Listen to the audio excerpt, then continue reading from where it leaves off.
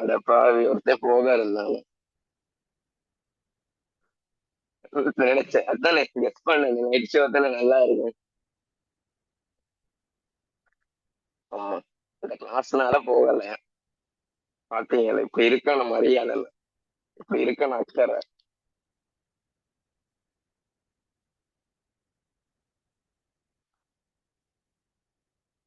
சரி, உங்களை சேர்த்ததுக்காக என்ன செய்ய, ஒரு 4 நிமிஷம் வெயிட் பண்ணுவோம், என்ன செய்ய.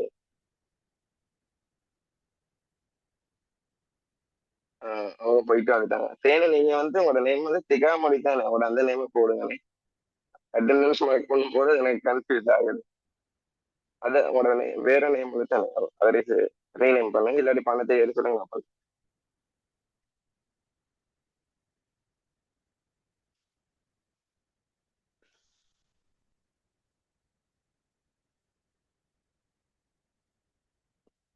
நீங்க எல்லாம் போயிட்டு வந்துட்டீங்க, அதான் போகல போல இப்ப.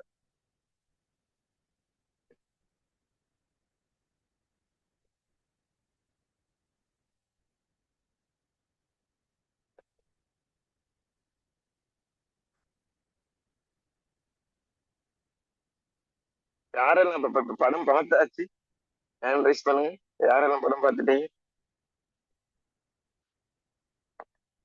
பராசக்தி.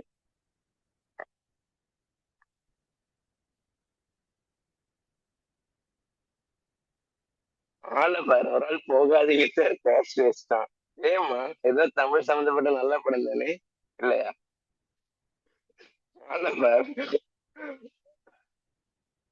போகாதீங்க சார், கேஷ் வேஸ்ட். ஏன்டா இப்ப இப்படி பண்றீங்க? உங்களுக்கு சும்மா போயிட்டு. ஆஹ், போகாதீங்க சார், கேஷ் என்ன வஞ்சகம், எக்கேமே இல்லது வஞ்சகமா?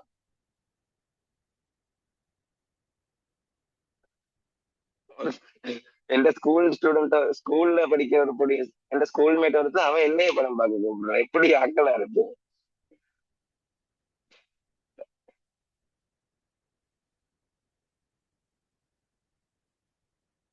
ஓ, சரி.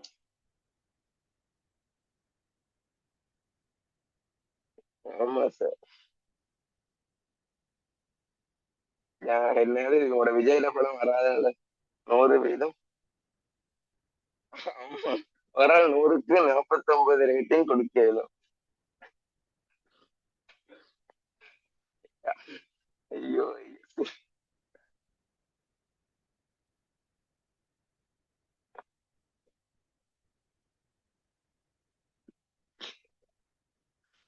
ரெக்கார்டிங் போகுது தம்பி, அரசியல் வேணும்.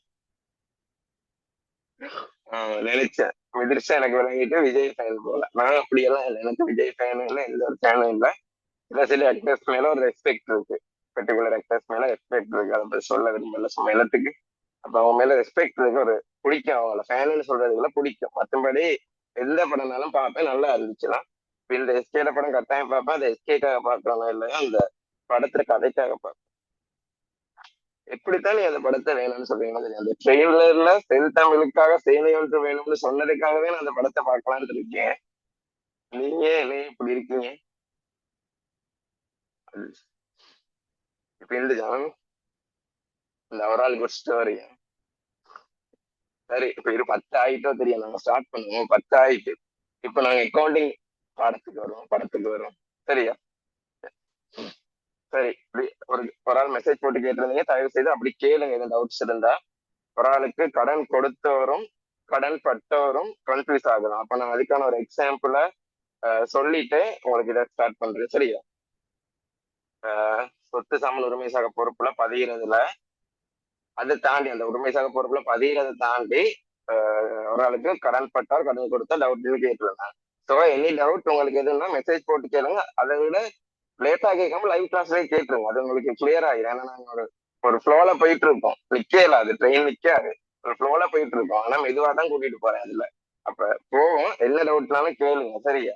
எனக்கு அந்த கிளாஸுகளை மட்டும்தான் டைமுக்கு வந்துருங்க, கட் பண்ணாதீங்க, அது மட்டும் தான் எனக்கு பிடிக்காத தவிர்த்து. அதை தவிர்த்து ஃபன்னா ஃப்ரெண்டா ஃப்ரெண்ட்லியா நினைச்சு என்ன வேணாலும் கேளுங்க, நான் உங்களுக்கு சொல்லி தரேன். அப்ப இப்ப கடன் கொடுத்தவர கடன் பட்டவரை நான் இப்ப கிளியர் பண்ணிடுறேன், ஒரு ஆளுக்கு ஆனாலும் கிளியர் பண்ணணும், சரியா? முதல்ல கடன் பட்டவரை பத்தி பாக்குறதுக்கு கடன் விற்பனையே இருக்கும். கடன் விற்பனை. கடன் பட்டவரை பத்தி பாக்குறதுக்கு சரி வேணாம், முதல்ல கடன் கொடுத்தவரை இருக்கும். சரி, முதல்ல கடன் கொடுத்தவரை பத்தி பார்ப்போம். கடன் கொடுத்தவரை பத்தி பாக்குறதுக்கு ஒரு கடன் கொள்வனவு இருக்கும். கடன் கொள்வனவு. ஓகே, கடன் கொள்வனவு. கடன் கொள்வனவுன்னா என்ன? நாங்க ஒரு பொருளை கொள்வனவு செய்யும் போது உடனே காசு கொடுத்த மாதிரி இருந்தா அந்த விஷயம் முடிஞ்சு, காசை கொடுத்துட்டா சாமான் வந்துடும். கடன் கொள்வனவுன்றது என்னது? ஆக்சுவலா கடன்னால என்ன? நான் இப்ப காசு கொடுக்க மாட்டேன், எதிர்காலத்துல பிறகு தாரேன்னு சொல்லி வாங்குறது எனக்கு கடன். நம்ம வாங்குவோம் தானே யார்கிட்டையும், பிறகு காசை தாரேன், எனக்கு ஒரு கொஞ்சம் காசு தாங்க அப்படின்னு சொல்லி எவ்வளவு சொல்லி வாங்குவோம் தானே, ஏதாவது பிரிச்சுட்டு அதை தானே சொல்றது கடன். அதே மாதிரிதான் வணிகத்திலேயும் கடன் கொள்வனவுன்னா எங்களுக்கு நம்பிக்கைக்குரிய நபர்கள் எங்களுக்கு தருவாங்க, அதாவது எங்களை நம்புற நபர்கள். நம்மளே 4 பேர் நம்புவாங்க தானே, அந்த மாதிரி நம்புற ஒரு 4 பேர் கடன் தருவாங்க. எல்லாரும் தர மாட்டாங்க, நம்புற 4 பேர் கடன் தருவாங்க. அப்படி ஒரு ஒரு யாரு, கமலன் ஒரு குழப்பமே. இனி அக்ட்ரஸ் பேரையும் வைக்கிறது இல்ல பேர்ல, நம்மளா கமலன் விமலன் அதுக்கப்புறம் என் மேல கவிச்சு கொள்வீங்க. வேற யாரு உங்களுக்கு பிடிக்காத அக்ட்ரஸ் பேரை வச்சுட்டேன்னா. அப்ப கமலன்றவர் கமலன்ற ஒருத்தர்கிட்ட நீங்க போய் நமக்கு போய் கடன் வாங்குறோம். வணிகம் கமலன்ற இன்னொரு பர்சன்ட்ட போய் கடன் வாங்குறோம். இந்த கமலன் எங்களுக்கு தெரிஞ்சவர் தான். அப்ப அவர் என்ன செய்யறாரு, என் மேல நம்பிக்கை வச்சிருக்காரு, சோ வணிகத்துக்கு கடன் தாராரு, சாமான கடனுக்கு தராரு. அப்ப கடனுக்கு தராருன்னு அதுல அர்த்தம் என்ன?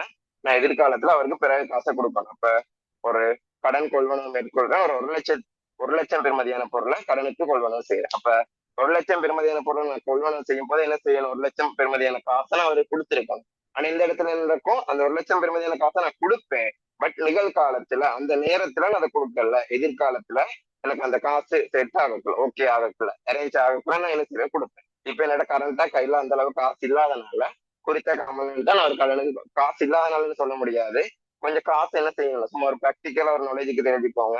காசுன்றது திரவத்தன்மை கூடிய, அதாவது காசுன்றது காசா இருக்கணும். கொஞ்சம் கொஞ்சம் சரி, காசுன்றது காசா இருக்கணும், வேலைய சொத்துக்களா இருக்கிறத தவிர்த்து காசுன்றது பியூர் காசா எப்பயுமே இருக்கணும், பியூர் மணியை எப்பயுமே இருக்கணும் வணிகத்துல. அதனால ஒரு அமௌண்ட்டுக்குள்ள வணிகம் எப்பயுமே ஒரு மணியை மெயின்டைன் பண்ணணும், காசை மெயின்டைன் பண்ணிட்டு இருக்கும். அதனாலதான் இப்ப நீங்க யோசிக்கலாம், காசை வச்சிருக்கிறதுல எல்லாத்தையும் கடனுக்கு போய் வாங்குறாங்க. ஜஸ்ட் ப்ராக்டிக்கல் மைண்ட் செட்டோட பார்த்தோம்னா அதுதான் உண்மை. என்னன்னா காசை வச்சிருக்கணும் ஓரளவுக்கு பியூர் கிளாஸ், காசை நிறுவனத்துல வச்சுக்கொள்ளணும். காசை எப்பயுமே என்ன செய்யணும்னா இருக்கணும், அப்பதான் அது ஒரு பெஸ்டா இருக்கும். அதனாலதான் அது கடனு கொள்வனவு செஞ்சு பிறகு காசு இந்த பண்டத்தை வித்துட்டு அந்த காசை வச்சு கொடுக்கறது. அது எப்படி சிஸ்டம் பாருங்க, கடனை கொள்வனவு செய்யறது, அதே பண்டத்தை நாங்க வித்துட்டு காசை வாங்கிட்டு அந்த காசை எடுத்து உங்களுக்கு கொடுத்து விடுறது, எங்களோட லாபத்தை மட்டும் கையில் எடுத்துட்டு கொடுத்து விடுறது, அந்த மாதிரி எல்லாம் செய்வாங்க. அப்ப இதனாலதான் கடன் கொள்வனவு நடக்கிறது நிறுவனத்துல காசு இல்லை. அப்ப கடனுக்கு கமலன் 1 லட்சம் ரூபாய்க்கு சாமான கொள்வனவு செய்யறோம். அவன் கமலனுக்கு இப்ப காசு கொடுக்கல, ஆனா ஃபியூச்சர்ல கொடுக்க போறேன். அப்ப இதுதான் என்ன சொல்றது, கடன். அப்ப நான் கமலனுக்கு எதிர்காலத்துல கொடுக்கணும்ன்றதுதான் எனக்கு என்னது இந்த இடத்துல பொறுப்பா கருதப்படுது.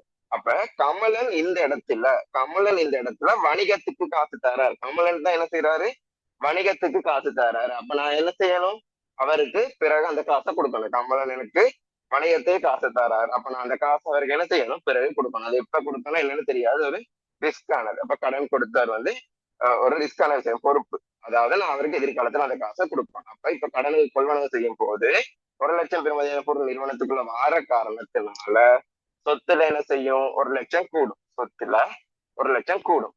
1 லட்சம் பெறுமதியான பொருள் நிறுவனத்துக்குள்ள வருது, அப்ப சொத்துல என்ன செய்யும், 1 லட்சம் கூடும். சரியா? அதே மாதிரி இதுக்கு நான் ஒரு 1 லட்சம் ரூபாய் காசா கொடுத்தேன், எதுவும் சொத்து நிறுவனத்தை விட்டு போக இல்ல, எந்த ஒரு காசும் கொடுக்கல. என்ன நடந்துச்சு, எதிர்காலத்துல இந்த காசை நான் கமலன்றவருக்கு கொடுக்கணும். எதிர்காலத்துல கொடுக்கணும்ன்றத நாங்க என்ன சொல்றோம், பொறுப்புன்னு சொல்றோம். அதனாலதான் பொறுப்புல 1 லட்சம் கூடுது. இப்ப விளங்குதா கடன் கொடுத்தவர்னா என்னன்னு? எங்களுக்கு கடனை தந்தவங்க, அவங்கத்தான் எங்களுக்கு தந்திருக்காங்க, நாங்க ஒன்னும் அவங்களுக்கு கடன் கொடுக்கலாம். நாங்கத்தான் இப்ப அவங்களுக்கு கொடுக்க வேண்டிய ஒரு கடற்பாடோடு இருக்கு, அவங்கத்தான் என்னது, கடன் கொடுத்தவர். அப்ப இதுல இன்னொரு விஷயத்த பாத்துருவோமா? இப்ப இவருக்கு ஒரு 10 இப்ப வாங்கினது ஒரு 5ஆம் தேதியில வைப்போமே, 5ஆம் தேதியில வைப்போம். சரியா? 5ஆம் தேதியில வைப்போம். நீங்க என்ன செய்றீங்க, ஒரு 15ஆம் தேதி மாதிரி, மாசத்தெல்லாம் பார்க்க வேணாம், ஒரு எக்ஸாம்பிளுக்கு தானே, ஒரு 15ஆம் தேதி மாதிரி என்ன செய்யறோம்னா ஒரு 10 நாள் கழிச்சு காசை கொடுக்கணும். காசு ரெடி ஆயிட்டு போல காசை கொடுக்கணும். அப்ப காசை ரிட்டர்ன் கொடுக்கும் போது நம்ம காசை ரிட்டர்ன் கொடுக்கும் போது என்ன நடக்கணும் பார்ப்போம். காசை ரிட்டர்ன் கொடுக்கும் போது என்ன நடக்கணும் பார்ப்போம். காசை ரிட்டர்ன் கொடுக்கும் போது கமலனுக்கு காசு இப்பதான் கொடுக்க போறோம். அப்ப காசுன்ற சொத்து நிறுவனத்தை விட்டு போகுது. நிறுவனத்தை விட்டு என்ன செய்யும், காசுன்ற சொத்து வெளியே போயிடுவாரு. அப்ப காசுன்ற சொத்து வெளியே போறதுனால சொத்துல 1 லட்சம் குறையும். 2வது என்ன நடக்க போகுது, இப்ப இந்த காசை என்னத்துக்கு நான் கமலனுக்கு கொடுத்தேன்? அவருக்கு நான் கடன் பட்டிருந்தேன். அது எனக்கு ஒரு பொறுப்பா இருந்துச்சு. அதாவது ஒரு கடன்பாடு, அவர் ஒரு பொறுப்போட நிறைய கொடுக்கணுமே அப்படின்னு ஒரு பொறுப்போட இருந்தேன். அப்ப நான் அதை கொடுக்கும் போது என்ன செய்யுது, அந்த பொறுப்புன்ற விஷயம் குறையுது. அதாவது கடன் கொடுத்தோன்ற விஷயம் குறையுது. இனிமே நான் கமலனுக்கு காசு கொடுக்க தேவையில்லை. 1,00,000 குறைஞ்சிடும், மொத்தமாவே கொடுத்து தீர்க்குது. சரியா? அப்ப கமலனுக்கு நான் காசு கொடுக்க இருந்துச்சு, அது கொடுக்க இருந்த போது, கொடுக்கணும்னு இருந்த போது அது ஒரு பொறுப்பு. சோ பொறுப்பு அதிகரிச்சிச்சு. அதை நான் ஒரு 10-15 நாள் கழிச்சு கொடுக்கும் போது பொறுப்பு என்ன செய்யுது, குறையுது. இதுதான் இந்த கடன் கொடுத்தோன்ற மேட்டர். சரியா? இப்ப இந்த கடன் பட்டோன்றதுதான் கொஞ்சம் கன்ஃபியூஸ் பண்றது சில சில பேரை. கடன் பட்டோர்னா ஒரு விஷயத்தை யோசிச்சுக்கோங்க. நம்மளுக்கும் இத்தனை வருஷம் ஒரு ஒரு காலப்பகுதியில பிசினஸ் பண்ணும் போது 4 பேரை தெரிஞ்சிருக்கும். நம்பிக்கைக்குரிய வாடிக்கையாளர்கள் இருப்பாங்க. எங்களோட நிறுவனத்திலேயே கொள்வனவு செய்யறதுக்கு நிறைய வாடிக்கையாளர்கள் இருப்பாங்க. அப்படி நிறுவனத்துல வாடிக்கையாளர் இருக்க பட்சத்துல அவங்களுக்கு சில சலுகைகள் நாங்க கொடுத்துதான் ஆகணும். எல்லாத்துலயும் ஒரே ஸ்ட்ரிக்டா இருக்கலாது. சோ நாங்களும் என்ன செய்யோம்னா, நாங்க எப்படி கடனுக்கு கொள்வனவு செய்யறோமோ அதே மாதிரி நாங்க விற்பனை செய்யும் போது காசுக்கு மட்டும்தான் விற்பனை செய்வோம்னு இல்லை. அதாவது காசை வாங்கி மட்டும்தான் விற்பனை செய்வோம்னு இல்லை. கடனுக்கும் விற்பனை செய்வோம். அதாவது கடனுக்கும் விற்பனை செய்வோம். கடனுக்கும் விற்பனை செய்வோம். உதாரணத்துக்கு இருப்போம். இப்ப ஒரு விமலன் ஒருத்தர் வாராரு, என்னோட சாமான் வந்து கேட்கிறாரு. அப்ப நான் அவருக்கு விற்பனை செய்யறேன். நான் விமலன் சொல்றாரு, எனக்கு இப்ப காசு இல்லைன்னு உங்களுக்கு பிறகு தாரேன்னு விமலன் என்கிட்ட வந்து சொல்றேன். அப்ப நானும் தெரிஞ்ச ஆள் தானே, ஓகே ஃபைன், இன்னும் ஒரு சின்ன ஒரு காலப்பகுதியை கொடுத்து சாமான கொடுத்துடுறேன். என்ன செய்யறேன், சின்ன ஒரு காலப்பகுதி கால கொடுத்து விமலனுக்கு என்ன செஞ்சிடறேன், சாமான கொடுத்துடுறேன். அப்ப கொடுக்குற பட்சத்துல இப்ப அவருக்கு சாமான் கொடுக்குறேன்னு வைப்போமே, என்னட்ட நிறுவனத்துல இருந்த ஒரு 2,00,000 கிரயமான பொருளை எனக்கு ஒரு சரிகரவாசி லாபம் வச்சு 4,00,000 ரூபாய்க்கு யாருக்கு கொடுக்குறேன், இவங்களுக்கு கொடுக்குறேன். என்னட்ட நான் வாங்கி வச்சிருக்க விலை 2,00,000 பெறுமதியான 2,00,000 வெளியுள்ள பொருளை 2,00,000 ரூபாய் லாபம் வச்சு 4,00,000க்கு விமலனுக்கு கொடுக்குறேன். அப்ப அவர் எனக்கு இப்ப எனக்கு எவ்வளவு தரணும், 4,00,000 விமலன் எனக்கு தரணும். ஆனா உடனே தருவாரான்னு கேட்டீங்கன்னா, விமலன் எனக்கு உடனே அந்த 4,00,000 ரூபாயை தருவாரான்னு கேட்டீங்கன்னா தரமாட்டாரு. ஏன்? அதுதான் என்னது, கடன் விற்பனை. விமலன் என்னட்ட என்ன சொன்னார், சாமான தாங்க உங்களுக்கு பிறகு காசு தரேன். அதுக்கு நானும் என்ன சொன்னேன், ஒப்புக்கொண்டிருக்கேன். அப்ப அதனாலதான் அதை என்ன சொல்றோம், கடன் விற்பனைன்னு சொல்றோம். அப்ப இப்ப நான் இவருக்கு சாமான கடனை கொடுக்குறேன், இவர் எனக்கு இப்ப காசு தர மாட்டார், பிறகுதான் தருவார். அதுதான் என்னது, கடன் விற்பனை. அப்ப இப்ப தராம அவர் எனக்கு எதிர்காலத்துல தருவேன்னு சொல்றாரு. அவர் எனக்கு தருவேன்னு சொல்றாரு. அவர் தான் இப்ப எனக்கு தர இருக்கு, நான் அவருக்கு கொடுக்கல. அவர் தான் எனக்கு தர இருக்கு. அப்ப அவர் எனக்கு தருவான்னு சொல்றதுதான் சொல்றது கடன் பட்டோர். அவங்களாலதான் சொல்றது கடன் பட்டோர். அப்ப இனிமே எனக்கு விமலன் ஒரு கடன் பட்டோர். விமலன் எனக்கு ஒரு கடன் பட்டோர். இந்த கடன் பட்டோரை கணக்கீடுகள்ல நாங்க என்னவா கருதுறோம்னா ஒரு சொத்தா கருதுறோம். அதனாலதான் 2,00,000 பெறுமதியான பொருளை விற்கும் போது 2,00,000 பெறுமதியான இருப்பு நிறுவனத்தை விட்டு வெளியே போகும். அப்ப அதுக்கு யூஸ்வலா உங்களுக்கு பதிவு தெரியும். 2,00,000 சொத்துல இருப்பு வெளியே போறனால, சரக்கு இருப்பு வெளியே போறனால. அடுத்தது என்ன பதிவுனா, 4,00,000 ரூபாய்க்கு சாமான வித்திருப்போம். ஆனா 4,00,000 ரூபாய் காசு நிறுவனத்துக்குள்ள வந்துச்சான்னு கேட்டா அதுக்கு இல்லதான் ஆன்சர். கடனுக்கு தான் வித்தோம், காசு ஒண்ணும் வரல. ஆனா எப்ப வரப்போகுது, எதிர்காலத்துல காசு வரப்போகுது. அப்ப இந்த குறித்த விமலன் எனக்கு எதிர்காலத்துல காசு இருக்கனால அவருக்கு ஒரு பேர் வைக்கிறோம், ஒரு உறவுமுறை உருவாகுது, கடன் பட்டவர்ன்ற உறவுமுறை. அவர் எனக்கு எதிர்காலத்துல காசு தர இருக்குது. அப்ப கிட்டத்தட்ட அந்த விமலனை நாங்க எங்களை வணிகத்துல அடமானம் வச்சிருக்க மாதிரி வைங்களேன். விமலான அடமானம் வச்சிருக்கோம், அவர் காசு தர வரைக்கும் அவரை விட மாட்டோம் வணிகத்தை விட்டு, அந்த மாதிரி வச்சுக்கோங்களேன். அதனால அவரை நாங்க என்னவா கருதுறோம், ஒரு சொத்தா கருதுறோம். அந்த காரணத்தினாலதான் இந்த 4,00,000ன்ற ஒரு அமௌண்ட் வந்து சொத்துல கூடும். எதுவும் நிறுவனத்துக்குள்ள வாரனால கூடல, அந்த கடன் பட்டோர்ன்ற விஷயத்த நாங்க ஒரு சொத்தா கருதுறதுனால 4,00,000 கூடுது. இப்ப வழமை போல இது மூலமா எங்களுக்கு கிடைக்கப்பட்ட லாபம் உரிமையை கூட்டும். அப்ப நாங்க எங்களுக்கு காசு தர இருக்காங்க, எங்களுக்கு காசு வர இருக்கிறதா சொல்றது கடன் பட்டவர்கள். நாங்க அவங்களுக்கு கொடுக்கறது அதுதான் சொல்றது என்னது, கடன் கொடுத்தவன்ற. இது சிம்பிளா விளங்கிக்கோங்க, ரொம்ப குழப்பிக்குள்ள. சரியா? இப்படி வச்சுக்கோங்க. கடன் பட்டு வர அம்மா மாதிரி வச்சுக்கோங்க. சரியா? கடன் பட்டு வர வந்து பாய்ஸுக்கு தான் விளங்குறது சொல்லலாம், கேர்ள்ஸுக்கு சொல்ல கோயிப்பீங்களோ சரியா? கடன் பட்டால அம்மா மாதிரி வச்சுக்கோங்க. சரியா? கடன் பட்டால் அம்மா, நமக்கு தான் காசு வரும், அம்மாட்ட நம்ம தான் பிடிக்கலாம், நமக்கு தான் எல்லாம் வரும். சரியா? ஆனா கடன் கொடுத்தவரை கேர்ள் ஃப்ரெண்ட் மாதிரி வச்சுக்கோங்க, நம்மள்ட்ட இருக்க காசு தான் போகும். சரியா? ரிஸ்க் தானே, ஒரு கடற்பாடு தானே, கட்டாயம் செலவழிச்சு ஆகணும்ன்ற ஒரு கடற்பாடு இருக்கு தானே வழங்குது, கோயிச்சுக்கு வழங்குன்னு நினைக்கிறேன். அந்த கடற்பாடு தான்.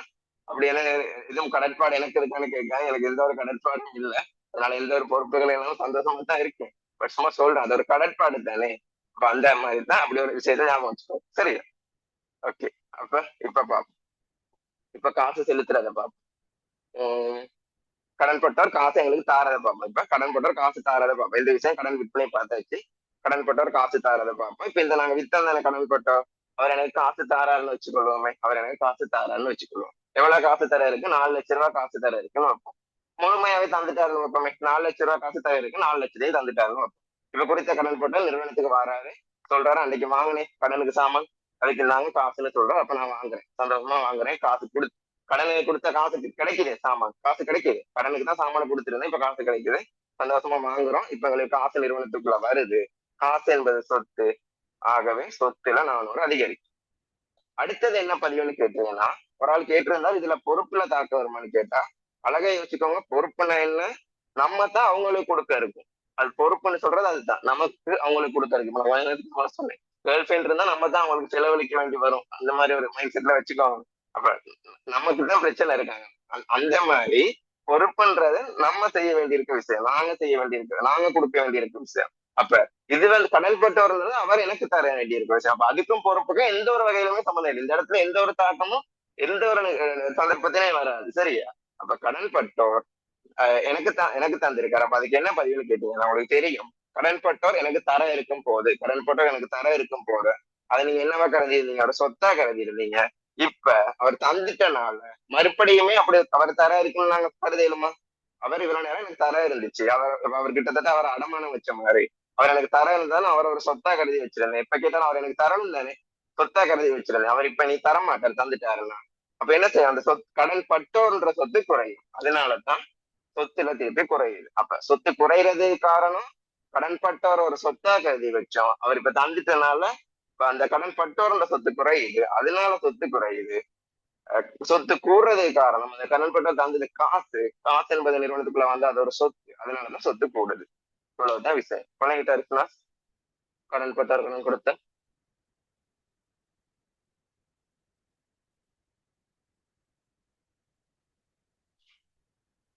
ஓகே. வேற யாருக்கு எது இருக்கான்னு சொல்லுங்க. இந்த கடன்பட்டவர் கடன் கொடுத்தவர்ல பிரச்சனை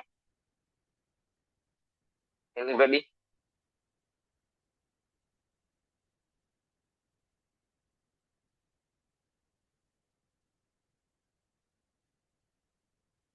சரி, அப்ப டக்குன்னு நாங்க அந்த 5வது கேள்வியை சொல்லிட்டு வந்துடுவோம்.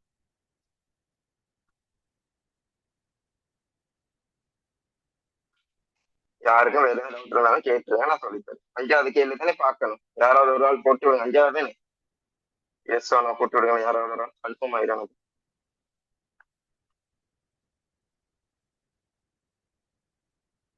ராகேஷ் போடுடானே. சரி, 5வது தான். 5வது தானே டிஸ்கஸ் பண்ணணும் நாங்க. Okay okay. சரி சரி. போட்டா போட மாட்டீங்க, போட்டா எல்லாரும் உண்டா வரும். சரி, ஓகே. 5வது பா.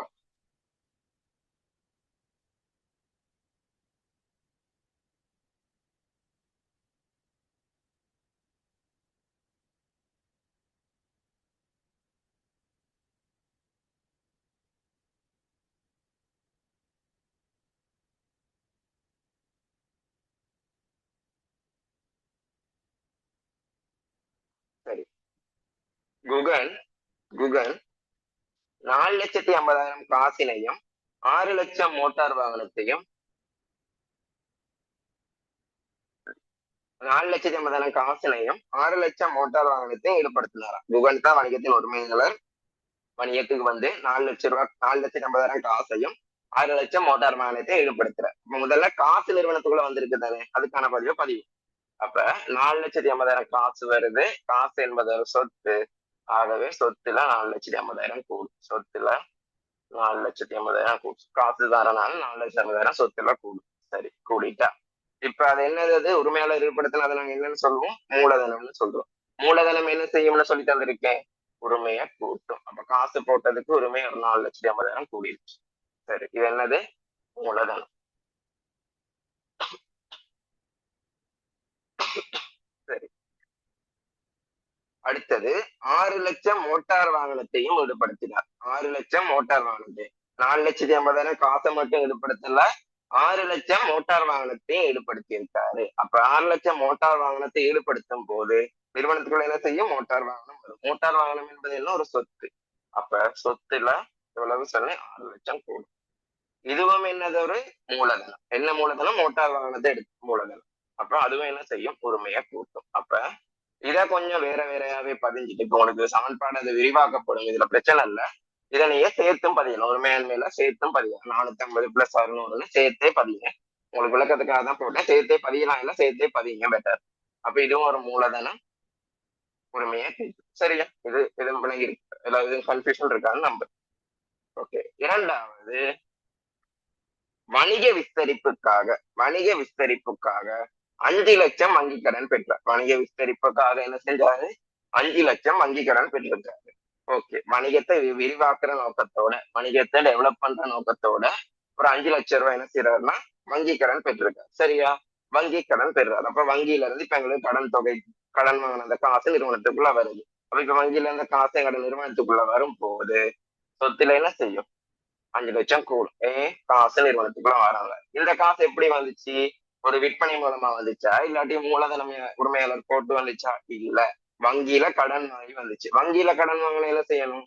இந்த குறித்த காசு நான் வங்கிக்கு இப்பவே கொடுக்கணுமா? இல்ல, எதிர்காலத்துல கொடுக்கணும். அப்ப எதிர்காலத்துல கொடுக்கணும்ன்றதுதான் என்ன பேர் வைக்கிறதுக்கு? பொறுப்பு. எதிர்காலத்துல கொடுக்கணும், அவரு கட்டாயம் கொடுக்கணும். அது என்னது? ஒரு கடற்பாடு.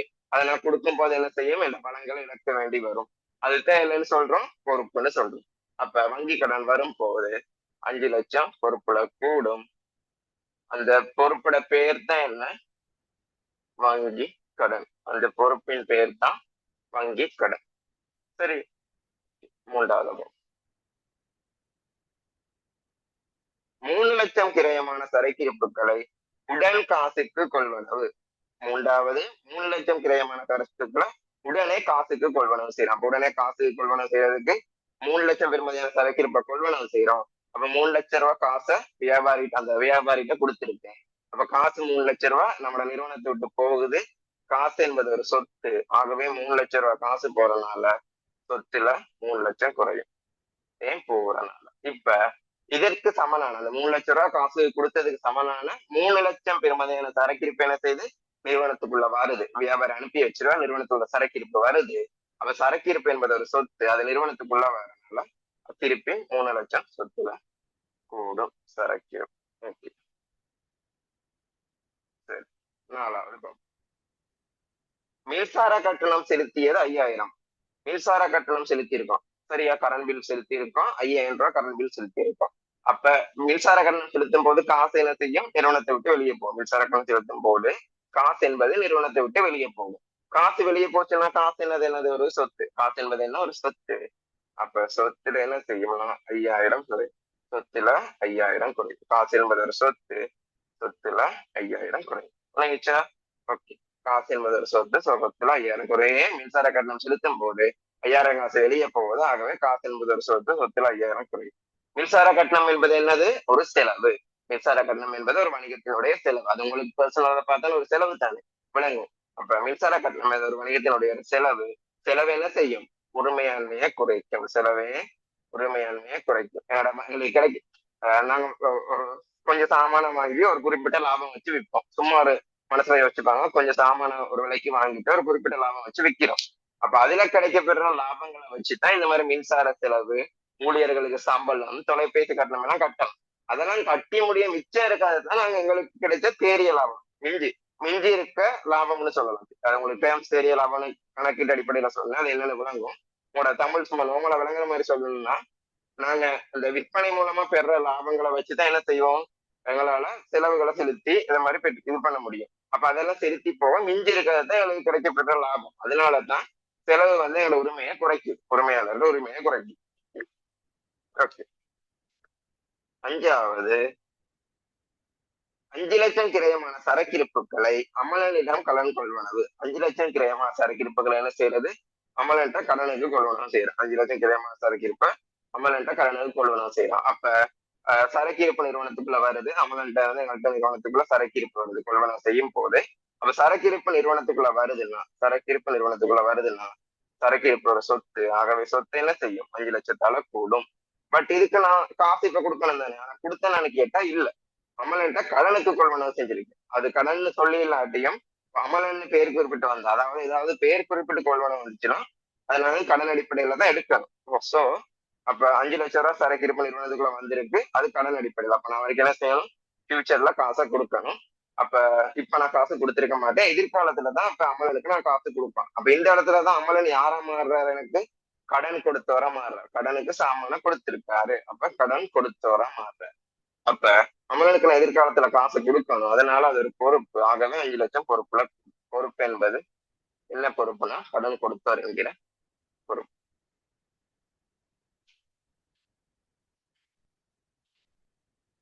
கட்டிட வாடகை 15,000 செலுத்தப்பட்டதாம். கட்டிட வாடகை 15,000 செலுத்தப்பட்டது. என்ன டவுட்னா செக் பண்ணி கேட்டுருங்க. கட்டிட வாடகை 15,000 செலுத்தப்பட்டது. இதனுள் அடுத்த மாத வாடகை 5,000 உள்ளடங்கி உள்ளது. கட்டிட வாடகை 15,000 செலுத்தப்பட்டது. இதனுள் அடுத்த மாத வாடகை 5,000 உள்ளடங்கி உள்ளதாம். கட்டிட வாடகை 15,000 செலுத்தி இருக்கீங்க. கட்டிடத்துக்கு வாடகையா, கட்டிட வாடகை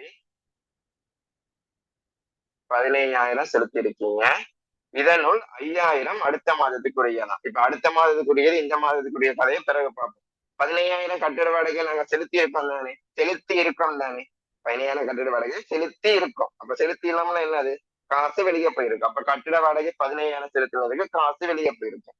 அப்ப சொத்துல முதல்ல 15,000 குறையும், என்னத்தினால, காசு போறனால. இப்ப அடுத்த பதிவை பார்த்துட்டு வருவோம். 15,000த்துல 5,000 தெரியும், 5,000 அடுத்த அதனுள் தான் இருக்க சொல்ல உள்ளடங்கியுள்ளது. 15,000த்துல 5,000 அடுத்த மாதத்துக்குள்ளன்னு சொல்லியிருக்காங்க. இந்த 15,000த்துல இப்ப நீங்க கணக்கு செய்யறது ஜனவரி மாசத்துக்கு, 5,000 அடுத்த மாதத்துக்குரியதுன்னா பிப்ரவரி மாசத்துக்குரியதான். 5,000 அடுத்த மாதத்துக்குரியதுன்னா பிப்ரவரி மாசத்துக்கு. இப்ப நீங்க ஜனவரி மாசத்துக்கு கணக்கு செய்றீங்க, அப்ப 5,000 அடுத்த மாதத்துக்குரியதுன்னா பிப்ரவரி மாசத்துக்குரியதான். அப்ப 15,000த்துல 5,000 அடுத்த மாதத்துக்குரியதுன்னா 10,000 தான் என்னது, நமக்கு இந்த மாசத்துக்குரியது. 10,000 தான் என்னது, நமக்கு இந்த மாசத்துக்குரியது. அப்ப இதை முதல்ல விளங்கணும். 15,000த்துல 5,000 அடுத்த மாதத்துக்குரியதுன்னா 10,000 தான் இந்த மாசத்துக்குரியது. திருப்பி திருப்பி சொல்றேன், விளங்கிக்கோங்க. இந்த மாசத்துக்கு தான் கணக்கு செய்றீங்க. இப்ப இந்த மாசம் தான் நாங்க கணக்கு தயாரிச்சுட்டு இருந்தோம். அதுலயே இப்ப போட்டிருக்கு ஜனவரி மாசத்துக்கு தான் நாங்க இந்த கணக்கை செஞ்சுட்டு இருக்கோம். இந்த கணக்கு சமர்ப்பால ஜனவரி மாசம் கொடுக்கல் வாங்கலதான் பழங்கிட்டு இருக்கோம். அப்ப இதுல பிப்ரவரி மாசம், அதாவது அடுத்த மாச செலவுகள் எல்லாம் பதிய இயலாது. அடுத்த மாச செலவுகளை செலவா கருத இயலாது. இப்ப சும்மா வச்சுக்கோங்க, இப்ப உங்களுக்கு இந்த மாசம் வீட்டு வாடகை இவ்வளவுனா இந்த மாசம் வீட்டு வாடகை தான் செலவு உங்களுக்கு. இப்ப உதாரணத்துக்கு உங்களுக்கு வீட்டுக்கு வாடகை ஒரு 30,000, மின்சார கட்டணம் ஒரு 10,000, போன் பில் ஒரு 5,000னா ஒரு 45,000 ரூபாய் மாசத்துக்கு செலவு வரும்னு சும்மா வச்சுக்கொள்வோமே. அந்த 45,000 இந்த மாசம் செலவு, அதே செலவு திருப்பி அடுத்த மாசமும் வரும். அதுக்காக 45 + 45 90,000 எங்களுக்கு இந்த மாசம் செலவுன்னு சொல்லலுமா? இப்ப எனக்கு இப்ப போன் பில் இந்த மாசம் 3,200 ரூபாய் ஃபைபர் பில் கட்டணும்னா அது எவ்ரி மந்த் 3,200 ரூபாய் தான் கட்டணும். அப்ப எனக்கு இந்த மாசம் நான் யூஸ் பண்ணேன்னா இந்த மாசத்துக்கு 3,200 ரூபாய் கட்டுறது தான் எனக்கு இந்த மாசம் செலவு. அடுத்த மாசம் 3,200 ரூபாய் நான் எதுவும் சேர்த்து கட்டல, நான் எதுவும் அட்வான்ஸா சேர்த்து கட்டிட்டு வைக்கணும். அதுக்காக நான் அதையும் இந்த மாச செலவுன்னு சொல்லலாமா? இயலாது. இந்த மாச செலவாதான் இந்த மாச செலவுன்னு சொல்லலாம், அடுத்த மாச செலவையும் சேர்த்து வச்சு இந்த மாச செலவுன்னு சொல்ல இயலாது. பிள்ளைங்க அது மாதிரிதான் 15,000 வாடகை செலுத்தி இருக்காங்க. அதுல 5,000 அடுத்த மாசத்துக்கு செலுத்தல. இந்த மாசம் அப்ப இந்த மாசத்துக்கு செலுத்தினது எவ்வளவு இருக்கு, 10,000 தான். அப்ப ஆக்சுவலா என்ன நடந்திருக்கு, இந்த மாசம் வாடகை 10,000 தான். இவர் காசு இருக்கனால ஒரு 15,000 செலுத்தி விடுறாரு. அடுத்த மாசத்துக்கும் சேர்த்து ஒரு 5,000. அப்ப அடுத்த மாசத்துக்கு சேர்த்து ஒரு 5,000 இப்பவே செலுத்துறதுக்காக, அடுத்த மாச வாடகை 5,000 நீங்க இப்பவே செலுத்துறதுக்காக அது என்னவா சொல்லிட இயலாது, செலவா சொல்லிட இயலாது. அந்த செலவு இன்னும் வரவே இல்லை, அது செலவுன்னு கேட்டகரியில போடவே இயலாது. அப்ப எங்களுக்கு செலவுன்ற விஷயம் தான் என்ன செய்யும், உரிமையை குறைக்கும். அப்ப 10,000 உண்மையா செலவு, இந்த மாசம் ஏற்பட்டதை தான் செலவுன்னு சொல்லணும். அடுத்த மாசம் வரப்போறது அந்த வருஷம் ஏற்படாத செலவுன்னு சொல்லல. இன்னும் நீங்க இந்த செலவை அனுபவிக்கவே இல்லை. இந்த மாசம் 10,000 ஓகே, ஏன்னா இந்த மாசம் அந்த நிறுவனத்துல அந்த கட்டிடத்துல வாடகைக்கு இருந்திருக்கும், ஓகே 10,000. அடுத்த மாசம் இதுதான் இருக்க போறோம் அந்த கட்டிடத்துல வாடகைக்கு. அப்ப அடுத்த மாசம் வந்தா தான் அந்த செலவு உருவாகும், விளங்கிப்போம் சரியா? அந்த மாதிரிதான் இப்ப இந்த மாசம் வாடகை 10,000 தான் செலவாகிறதுலாம். அதனாலதான் அந்த 10,000 இந்த மாச வாடகை செலவு மட்டும் உரிமையை குறைக்கும். இம்மாத வாடகை மட்டும் உரிமையை குறைக்கும். அப்ப அந்த 5,000 என்னன்னு கேட்டீங்கன்னா, நாங்க அதை என்னன்னு சொல்றோம், அது ஒரு செலவே இல்லை, இந்த மாசம் செலவே இல்லை. அடுத்த மாச செலவை முன்கூட்டியே செலுத்துறோம். அடுத்த மாத செலவை முன்கூட்டியே இப்பவே செலுத்தி வைக்கிறோம். அதைத்தான் சொல்றது முற்பண செலவுன்னு. முன்கூட்டியே நாங்க அடுத்த மாதம் வரப்போற செலவை, அடுத்து வரும் மாதங்கள்ல வரப்போற செலவை முன்கூட்டியே செலுத்துறது. அதாவது அந்த செலவு வர முதவே, அப்படி ஒரு செலவு உருவாக முதவே, அடுத்த மாத செலவு உருவாகி இருக்க இப்ப இல்ல, அப்படி உருவாக முதவே எதிர்காலத்துல இருக்க செலவை இப்பவே செலுத்தி வைக்கிறது. அழகா சொல்றேன், எதிர்காலத்துல இருக்க செலவை இப்பவே செலுத்தி வைக்கிறதான் சொல்றது முற்பண செலவு. இந்த முற்பண செலவை நாங்க என்னதான் கருதுறோம்னு ஒரு சொத்தா கருதுறோம். இந்த முற்பண செலவை நாங்க அட்வான்ஸா செலுத்தி வச்சிருக்கோம் தானே. அப்ப அந்த நாங்க பிறகு அந்த செலவு வரும்போது அதை நான் செலுத்த தேவையில்லை தானே. அதனால அதை நான் ஒரு சொத்தா கருதுறோம். முற்பண செலவை ஒரு சொத்தா கருதுறதுனால அந்த 5000 ஒரு சொத்தா கருதப்படும். உதாரணத்துக்கு நான் அடுத்த மாதம் செலவு செலுத்துறேன்றது முற்பண செலவுன்னு ஒரு விஷயத்த கொள்வனவு செஞ்சு வைக்கிற மாதிரி, ஒரு சொத்தை கொள்வனவு செஞ்சு வைக்கிற மாதிரி. அப்ப அந்த முற்பண செலவை நம்ம ஒரு சொத்தா கருதுறோம். அதனால அந்த 5000 முற்பணமா செலுத்தின செலவு ஒரு சொத்தா கருதப்படுறதுனால அந்த 5000 திருப்பி சொத்தை கூட்டி விட்டோம். அந்த 5000 திருப்பி சொத்தை கூட்டி விட்டோம். அது எங்களுக்கு ஒரு சொத்து மாதிரி. நாங்க ஒரு விஷயத்தை அட்வான்ஸா செலுத்தி வச்சா காசு அங்கே இருக்குத்தானே. எங்க நிறுவனத்துக்கு உள்ளாட்டியும் அந்த விஷயத்துக்காக செலுத்தப்பட்டு நமக்குன்னு இருக்கு. அந்த செலவுக்காக அவர் எனக்கு கட்டாயம் அந்த அந்த சேவையை தந்தே ஆகணும். மின்சாரம்னா அவங்க மின்சாரம் எனக்கு தந்தே ஆகணும். வாடகைலாம் வாடகைக்கு இருக்க விட்டே ஆகணும். அந்த மாசம் அந்த வாடகை செலவு வரும்போது அதை நான் செலுத்த தேவையில்லை. அதனால நான் எதிர்காலத்துல முன்கூட்டியே வரப்போற செலவுகளை செலுத்தும் போது அது ஒரு முற்பண செலவுன்னு சொல்லுவோம். அதை நாங்க சொத்தா கருதுவோம். அதனாலதான் இது கூடுது. இந்த முற்பண செலவுன்றது சுவரா எல்லாருக்கும் விளங்கிட்டானு எனக்கு என்ட்ரிஸ் பண்ணுங்க பார்ப்போம். விலங்கெல்லாம் மெசேஜ் போடுங்க. அப்ப எனக்கு சுவர் ஆகிரும்.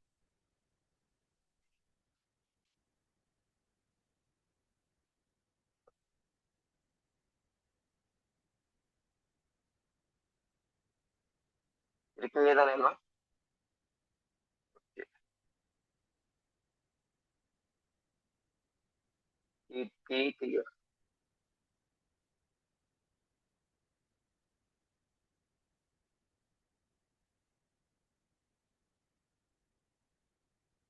சரி, அடுத்தது இதை அழிக்கிறேன் இப்ப கொஞ்சம்.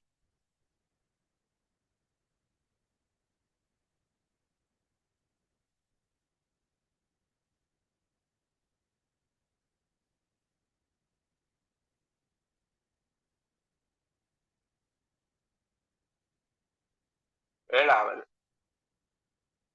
அமலனிடம் கொள்வனவு செய்த பொருட்கள் 2,00,000 கிரயமான சரக்கிருப்புகள் திருப்பி அனுப்பப்பட்டது. சரி, இதை நான் அன்றைக்கு போன கிளாஸ் சொல்லி தந்த விஷயம் போல. இல்ல இல்ல, இது சொல்லி தரல விஸ்வமே. இது சொல்லி தரல, இதையும் கொஞ்சம் சொல்லிடுறேன். அமலனிடம் கொள்வனவு செய்த பொருட்கள் 2,00,000 கிரயமான சரக்கிருப்புகள் திருப்பி அனுப்பப்பட்டது. அமலன்ட்ட கொள்வனவு செய்ய, அமலன் யாரு முதல்ல எங்கட? அமலன் யாருன்னு தெரியும். கடன் கொடுத்த அமலன் கடன் கொடுத்த. ஒரு விஷயம் சொல்றேன். இந்த சாமான கடனுக்கு வாங்குறவங்க இருக்காங்க. கடனுக்கு சாமான வாங்குவோம் தானே நாங்க மக்கள்கிட்ட. கடன் கொள்வன மேற்கொள்வோம் தானே. அவங்களுக்கு நாங்க என்ன செய்யலாம்னா, நாங்க சாமான இப்ப வாங்கிட்டு வந்துடும் லொட்டா. என்ன சாமானம் இப்ப துணி துணி ஆடைகளை லொட்டா வாங்கியிருந்தோம்னா ஆடைகளையோ, போனதுகள்னா போனையோ இப்ப வாங்கிட்டு வந்துடும். மொத்தமா நாங்க விற்கிறதுக்கு இப்ப கடனுக்கு சாமான் வாங்கினதை வந்துடும். பிறகு பிறகு எதுவும் விற்பனை மேற்கொள்ளும் போதோ இல்லாட்டி ரீசெக் பண்ணும் போதுதான் எனக்கு என்ன தெரிய வருதுன்னா, டேமேஜ் இருக்க மாதிரியோ இல்லாட்டி நான் கேட்ட பொருளை விட்டு எதுவும் மாறி வந்த மாதிரியோ எனக்கு தெரிய வருதுன்னு வைங்களேன். இப்ப நான் என்ன செய்யலாம்னா, அமலனுக்கே திருப்பி ரிட்டர்ன் அனுப்பி விட்டுலாம். நான் கடனுக்கு அவங்கள்ட்ட வாங்கின சாமான் இருக்கு தானே, அதை நான் அமலன்ட்டே என்ன செஞ்சிடலாம்னா ரிட்டர்ன் அனுப்பி விட்டுருவோம். அப்ப இது காசு கொள்வனவுக்கு வருமானு கேட்டீங்கன்னா, காசு கொள்வனவுக்கு வராதுன்னு வச்சுக்கோங்க. ஏன் எப்படி வச்சுக்கோங்க? காசு கொள்வனவு செய்யறது இப்படி வைப்போமே, நம்ம மேல நம்பிக்கை வைக்காதாக்கள், நம்மள தெரியாதாக்கள், எங்களை தெரியாதாக்கள்கிட்ட ஏன் நாங்க காசு கொள்வனவு செஞ்சுட்டு வந்துடலாம். எங்களை இல்லை, இப்ப என்னைய தெரியாத பெர்சன்ட்ட கூடி இந்த கடையில் காசு வச்சிருப்பகையில காசு இருந்தா இந்த கடையிலையும் போய் கொள்வனவு மேற்கொள்ளணும். தெரிஞ்ச ஆள்கிட்ட மட்டும்தான் என்ன செய்யலாம், கடன் கொள்வனவு மேற்கொள்ளலாம். நான் சொல்ற வேலை ஞாபகம் வச்சுக்கோ, கடன் கொள்வனவு மேற்கொள்ளலாம். அதனால கடனுக்கு கொள்வனவு செஞ்சவங்க மட்டும்தான் நான் ஒரு டேமேஜ் இருக்கு நீங்க மாறி அனுப்பியிருக்கீங்கன்னு சொன்ன நம்புவான். சோ நான் திருப்பி அவங்களுக்கு சாமான ரிட்டர்ன் அனுப்பினேன்னா அவங்க அதை என்ன செய்வாங்க, அக்செப்ட் பண்ணுவாங்க. அப்படின்னு ஒரு மைண்ட் செட்ல ஞாபகம் வச்சுக்கோங்க. சரியா? அப்பதான் உங்களுக்கு அது சிம்பிளா இருக்கும். சரியா? அப்ப கடன் கொள்வனவுக்கு மட்டும்தான் நாங்க இந்த இதை பத்தி படிக்கிறோம். ரிட்டர்ன் அனுப்புற விஷயத்தை பத்தி படிக்கிறோம். அதை தமிழ்ல சொல்லணும்னா வெளித்திரும்பல்னு சொல்றது. தமிழ்ல சொல்லணும்னா நாங்க படிக்கிற டேர்ம் படி வெளித்திரும்பல். அதாவது உங்களுக்கு நார்மலா தெரிஞ்ச கமெண்ட் வேர்டு என்ன? சாமான ரிட்டர்ன் அனுப்புறது, ரிட்டர்ன்னு சொல்லுவோம். இதைத்தான் சொல்றது வெளித்திரும்பல். எங்களுக்கு வெளித்திருப்புறது, சாமான வெளித்திருப்புறது. சரியா? சரியான அக்கௌண்டிங் இங்கிலீஷ் டைம்ல அவுட் வேர்ட்ஸ் சொல்றது. சரியா? அவுட் வேர்ட்ஸ் சொல்றது உங்களுக்கு ஞாபகம் வச்சுக்கோங்க. அவுட் வேர்ட்ஸ் சொல்றது. சும்மா சும்மா சில வேர்டு எதுவும் எனக்கு ஞாபகம் இருந்தா சொல்லுவேன். எனக்கு ஞாபகம் இருந்தா சொல்றதுக்கு ஞாபகம் இருந்தா சொல்லுவேன். அப்ப அவுட் வேர்ட்ஸ்ல சொல்றது வெளித்திரும்பல சும்மா ஞாபகம் வச்சுக்கோங்க. அப்ப உங்களுக்கு கொமன் வேர்ட்ல சொல்லணும்னா உங்களுக்கு தெரியும். நம்ம ஒரு சாமான வாங்கிட்டு ரிட்டர்ன் அனுப்புவோம். அதைத்தான் சொல்றது. ரிட்டர்ன் அனுப்புறது அந்த வாங்கினவர்த்தே ரிட்டர்ன் அனுப்புவோம் டேமேஜ்ல. அதைத்தான் சொல்றது வெளித்திரும்பல். ஆனா இந்த வெளித்திரும்பல் எதுக்கு வரும்னா, நல்லா ஞாபகம் வச்சுக்கோங்க. அந்த வெளித்திரும்பல் எதுக்கு வரும்? கடன் கொள்வனவுக்கு தான் பொருத்தமா அமையும். அப்ப காசு கொள்வனவுக்கு பொருத்தமா அமையுமா? இல்ல. அப்ப ஒரு கடன் கொடுத்தவருக்கு ஒரு ஒரு ஒரு கடன் கொள்வனவு செஞ்ச ஒரு ஆளுக்கு சாமான ரிட்டர்ன் பண்ணிருக்கோம்னா, நாங்க ஒரு இடத்துல சாமான வாங்கியிருக்கோம், அதுல ஏதோ ஒரு பிரச்சனை இருக்குன்னா அவங்களுக்கு கொள்வனவு செஞ்ச இடத்துக்கே திருப்பி சாமான ரிட்டர்ன் அனுப்புறோம்னா, அந்த குறித்த வியாபாரிக்கே சாமான ரிட்டர்ன் அனுப்புறோம்னா, அதை நாங்க எந்த கருதிக்கோள் அடிப்படையில் அந்த ரிட்டர்ன் அனுப்புன விஷயத்த பதியணும்? இப்ப அந்த ரிட்டர்ன் போனதை நாங்க பதியணும் தானே, ரிட்டர்ன் ஆன விஷயத்த பதியணும். அது எந்த கருதுகோளின் அடிப்படையில் பதியணும்? கடன் கொள்வனவு செஞ்சவங்களுக்கு ரிட்டர்ன் அனுப்புறோம்னு மனசுல வச்சுதான் பதியணும். அப்ப கடன் கொள்வனவுக்கு மட்டும்தான் இல்ல வெளித்திருமணம் இருக்கு. வெளித்திருமணம் என்ன? கொள்வனவு செஞ்ச பொருளை ஏதோ ஒரு பிரச்சனைக்குரிய காரணமாக ரிட்டர்ன் அனுப்புறது. அப்ப அப்படித்தான் அமலனிடம் கொள்வனவு செஞ்ச பொருள்ல ஒரு 2,00,000 பெறுமதியான பொருளை ரிட்டர்ன் அனுப்புறோம். நீங்க பாத்தீங்கன்னா மேல அமலன்ட்ட நீங்க கொள்வனவு செஞ்சிருக்கீங்க 5,00,000 ரூபாய் சாமான். 5,00,000 ரூபாய் சாமான கொள்வனவு செஞ்சிருக்கீங்க. அதுல ஒரு 2,00,000 ரூபாய் சாமான் மேபி எதுவும் எக்ஸ்ட்ரா குவான்டிட்டியில வந்திருக்கலாம், இல்லாட்டி கலர் டிஃபரெண்ட் இருக்கலாம், இல்லாட்டி எதுவும் டேமேஜ் இருக்கலாம். அதனால அமலன்ட்ட வாங்கின 5,00,000 ரூபாய் சாமான்ல ஒரு 2,00,000 ரூபாய் சாமான் திருப்பி அனுப்ப வேண்டிய கண்டிஷன்ல இருக்கு. சரியா? இப்ப அந்த 2,00,000 ரூபாய் சாமான திருப்பி அனுப்பி இருக்கீங்க அமலனுக்கு. அதை பத்தி பார்ப்போம் எப்படி பார்க்கிறது. இப்ப 2,00,000 ரூபாய் சாமான நீங்க அமலனுக்கு திருப்பி அனுப்பும் போது அந்த குறித்த 2,00,000 பெறுமதியான பொருள் நிறுவனத்தை விட்டு இப்ப அமலன்ட்ட போய் சேருது. அப்ப நிறுவனத்தை விட்டு அமலன்ட்ட போறனால சரக்கிருப்புல 2,00,000 சரக்கிருப்பு வெளியே போகுது. சரக்கிருப்பு என்பது சொத்துனால 2,00,000 சொத்துல குறைஞ்சிரும். அமலன்ட்ட போயிடும். அடுத்தது என்ன பதிவுன்னு கேட்டீங்கன்னா, உங்களுக்கு தெரியும் அமலன்ட்ட நான் 5,00,000 ரூபாய்க்கு சாமான் வாங்கினேன். அப்ப நான் அமலனுக்கு 5,00,000 ரூபாய் காசு கொடுக்கணும். அப்ப நான் ஒரு பொறுப்புல இருக்கேன், அமலனுக்கு 5,00,000 ரூபாய் காசு கொடுக்கணும். இப்ப அந்த 5,00,000 சாமான் வாங்கினதுல தான் 2,00,000 ரூபாய் சாமான் என்ன செஞ்சுட்டேன்? ரிட்டர்ன் அனுப்பிட்டு. இப்ப இந்த ரிட்டர்ன் அனுப்பின சாமானுக்கான காசை நான் அமலனுக்கு கொடுப்பனா? இல்லையே. இப்ப இந்த பொருளை நான் வச்சிருந்தேன் இல்லையே. அவர்கிட்ட 5,00,000 ரூபாய்க்கு தான் முதல் சாமான் வாங்கிருந்தேன். அப்ப நமக்கு முதல் கதைப்படி பார்த்தா உண்மையாவே அமலனுக்கு 5,00,000 ரூபாய் தான் கொடுக்கறது, அது அக்செப்டபிள். பட் இப்ப அவருக்கு நான் 2,00,000 ரூபாய் சாமான ரிட்டர்ன் அனுப்புனதுனால இந்த 2,00,000 ரூபாய்க்கு இந்த 2,00,000 ரூபாய் சாமானுக்கான காசை நம்மளுக்கு கொடுக்கணுமா? எனக்கு கொடுக்க தேவையில்லை. அப்ப அந்த 2,00,000 ரூபாய் சாமானுக்கான காசை நம்மளுக்கு கொடுக்க தேவையில்லாத காரணத்தினால இந்த 2,00,000 ரூபாய் சாமானுக்கான காசை நம்மளுக்கு கொடுக்க தேவையில்லைன்ற காரணத்தினால பொறுப்புல பொறுப்புல 2,00,000 குறையும். அவருக்கு நான் அந்த காசை கொடுக்க தேவையில்லை. இந்த ரிட்டர்ன் அனுப்புறதுக்கான சாமானுக்கான காசை நான் அவருக்கு கொடுக்க தேவையில்லை. ஆகவே அந்த காசை கொடுக்க தேவையில்லைன்னா பொறுப்பு அறந்தது முதல் இப்ப அந்த பொறுப்பு குறையும். அப்ப அப்படி 2,00,000 பொறுப்பு குறையும் போது என்ன நடக்கும்னு கேட்டீங்கன்னா, ஒரு இன்டீரியரா என்ன நடக்கும்னு கேட்டீங்கன்னா, 5,00,000 ரூபாய் அவருக்கு நான் கொடுக்க இருந்துச்சு. 2,00,000 ரூபாயில பொறுப்பு குறையும் போது அவருக்கு இல்லைன்னா 3,00,000 ரூபாய் தான் கொடுக்க இருக்கு. சும்மா லாஜிக்கலாவே திங்க் பண்ணி பாருங்க. 5,00,000 ரூபாய்க்கு சாமான வாங்கினேன், அதுல 2,00,000 ரூபாய்க்கு சாமான அனுப்பியாச்சு. அப்ப இன்னும் 3,00,000 தான் கொடுக்க இருக்கு. அப்ப என்ன செய்யுது? அவருக்கு நான் கொடுக்க வேண்டிய அமௌண்ட் குறையுது தானே சாமான ரிட்டர்ன் அனுப்புறதுனால. அப்ப நான் கொள்வனவு செஞ்ச பொருள்ல ரிட்டர்ன் எவ்வளவு சரி அனுப்பும் போது, இப்ப 2,00,000 ரூபாய் பொருளை ரிட்டர்ன் அனுப்பும் போது பொருள் வெளியே போறதுனால சொத்து குறையும். குறித்த பொருளுக்கான காசை நான் கடன் கொடுத்து கொடுக்க தேவையில்லாதனால பொறுப்பு குறையும். அப்ப ரெண்டு விஷயம் தெரிஞ்சுக்கொள்றோம். இதெல்லாம் விளங்கி கொள்றதுக்கு ஒரு விஷயத்த ஆள் மனசுல பழகிக்கோங்க. என்னதுன்னா வெளித்திரும்பல். அதாவது நாங்க இப்ப இந்த ரிட்டர்ன் அனுப்புன்னு சொல்ல பிரிக்கின்ற இந்த வெளித்திரும்பல் ரிட்டர்ன்ஸ் எதுக்கு நாங்க எந்த கருதிக்கோளின் அடிப்படையில் செய்யணும்னா கடன் கொள்வனவு கருதுகோளின் அடிப்படையில தான் செய்யணும். கடன் கொள்வனவு மட்டும் கருத்தில் கொண்டுதான் செய்யணும். காசு கொள்வனவு இதுல வராது, உங்களோட சிலபஸ்ல இல்ல. சரியா?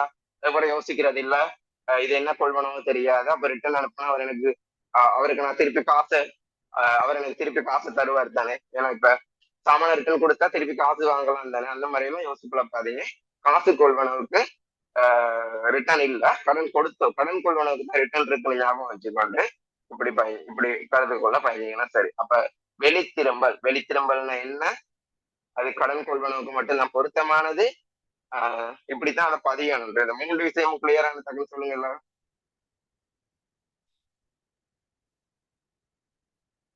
கொஞ்சம் ரியாக்ட் பண்றது டக்குனு ரியாக்ட் பண்ண நம்ம போகலாம்.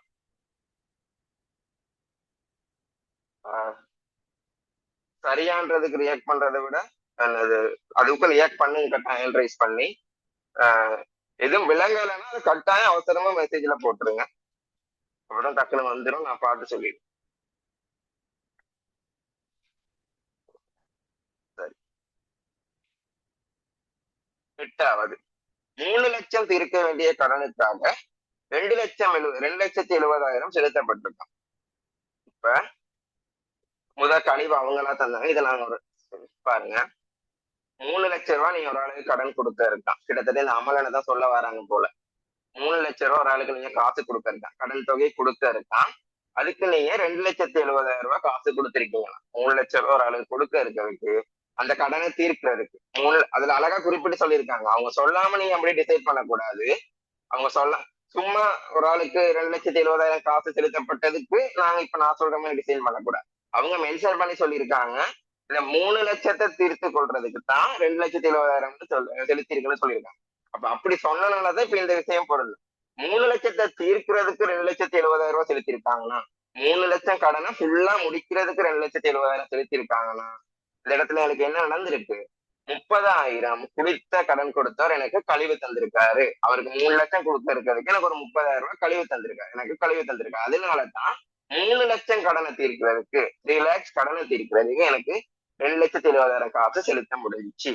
அப்ப 2,70,000 காசு செலுத்துறதுனால சொத்துல 2,70,000 குறையும். ஆனா பொறுப்பு எவ்வளவு தீர்க்கப்படுது? எங்களுக்கு எவ்வளவு தீர்க்கிறதுக்கு அதை கொடுத்தோம்? 3 லட்சம் பொறுப்பு தீர்க்கப்படும். ஆனா நாங்க காசு எவ்வளவு கொடுப்போம்? 2,70,000 மட்டும்தான். ஆனா ஒட்டோவா 3 லட்சம் பொறுப்பு என்ன செய்யும்? தீர்க்கப்பட்டேன். அவர் எனக்கு 30,000 கழிவு தந்திருக்காரு. அப்ப உங்களுக்கே விளங்குது, 3 லட்சம் கடன் உங்களுக்கு 2,70,000 கொடுத்து தீர்க்கும் போது 30,000 லாபம்ன்றது, அந்த லாபத்தை தான் என்னன்னு சொல்றோம்? பெற்ற கழிவுன்னு சொல்றோம். அந்த லாபம் உரிமையை கூட்டும். அதுல பேர் தான் பெற்ற கழிவு, பேர் தான் பெற்ற கழிவு. சரி, ஓகே.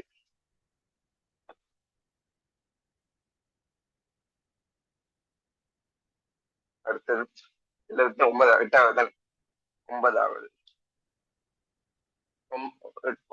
2 லட்சம் கிரயமான சரக்கு இருப்புகளை 5 லட்சம் ராமுக்கு விற்பனை செஞ்சிருக்கீங்க. 2 லட்சம் ரூபாய் பொருளை 5 லட்சம் ராமுக்கு விற்பனை செய்யறோம். 2 லட்சம் ரூபாய் சாமான 5 லட்சம் ரூபாய் 5 லட்சம் ரூபாய்க்கு ராமன் ஒருத்தருக்கு விற்பனை செய்யறோம். நான் உங்களுக்கு ஆரம்பத்திலேயே சொல்லியிருந்தேன், கடன்னு மென்ஷன் பண்ணாட்டியும் ஏதாவது ஒரு பேர் குறிப்பிட்டு அதை நாங்க கடன்னு தான் கருதணும். அப்ப இதுல ராமிக்குன்னு பேர் குறிப்பிட்டு விற்பனைன்னு தந்திருக்கனால, சும்மா விற்பனைன்னு தராம ராமிக்கு விற்பனைன்னு பேர் குறிப்பிட்டு தந்தனால இதை கடன் விற்பனையா தான் கருதணும். அப்ப அதுக்கேற்ற மாதிரி பதிவோம். 2 லட்சம் ரூபாய் சாமான ராமுக்கு விற்கிறோம். அப்ப 2 லட்சம் ரூபாய் சாமான் நிறுவனத்தை விட்டு வெளியே போகும். அப்ப அதாவது 2 லட்சம் கிரயமான சரக்கு இருப்பு நிறுவனத்தை விட்டு வெளியே போகும். அப்ப சொத்துல 2 லட்சம் குறையும். இதனால சரக்கு இருப்பு போறனால. அடுத்தது 5 லட்சம் ரூபாய்க்கு ராமுக்கு நான் சாமான வித்திருக்கேன். இந்த இடத்துல எனக்கு ராம் ஒரு கடன் பட்டவரா மாறுறார். அவர் என்னிட கடன் பட்டிருக்கார், ஆகவே ஒரு கடன் பட்டவரா மாறுறார். அப்ப ராம் எனக்கு என்ன செய்யணும்? 5 லட்சம் ரூபாய் காசு தரணும். இப்ப எதிர்காலத்துல தரணும். அப்ப ராம் எனக்கு காசு தர இருக்கனால இப்ப எனக்கு எந்த ஒரு காசும் வரல, நிறுவனத்துக்குள்ள காசுன்ற ஒரு சொத்தும் வரல. எதிர்காலத்துல தான் வரப்போகுது, இப்ப வராது. எதிர்காலத்துலதான் ராம் தருவரே கடனுக்கு விற்பனை செஞ்சிருக்கு. எதிர்காலத்துல ராம் எனக்கு தர இருக்கனால அதை கடன் பட்டவரா கருதுறோம். அந்த கடன் பட்டவரை என்னவா கருதுறோம்? ஒரு சொத்தா கருதுறோம். அந்த அடிப்படையில அந்த கடன்பட்டவர சொத்தா கருதுற அடிப்படையில ராம் என்ற கடன்பட்டவர் சொத்து 5 லட்சம் அதிகரிக்குது. இதனாலதான் சொத்துல 5 லட்சம் கொடுது, கடன்பட்டவர சொத்தா கருதுறதுல. இப்ப இது மூலமா கிடைச்ச 3 லட்சம் லாபம் எங்களோட உரிமையாண்மை கூட்டுது. இதன் மூலம் கிடைச்ச 3 லட்சம் லாபம் எங்களோட உரிமையை கூட்டுது. சரி, ஓகே. 10வது,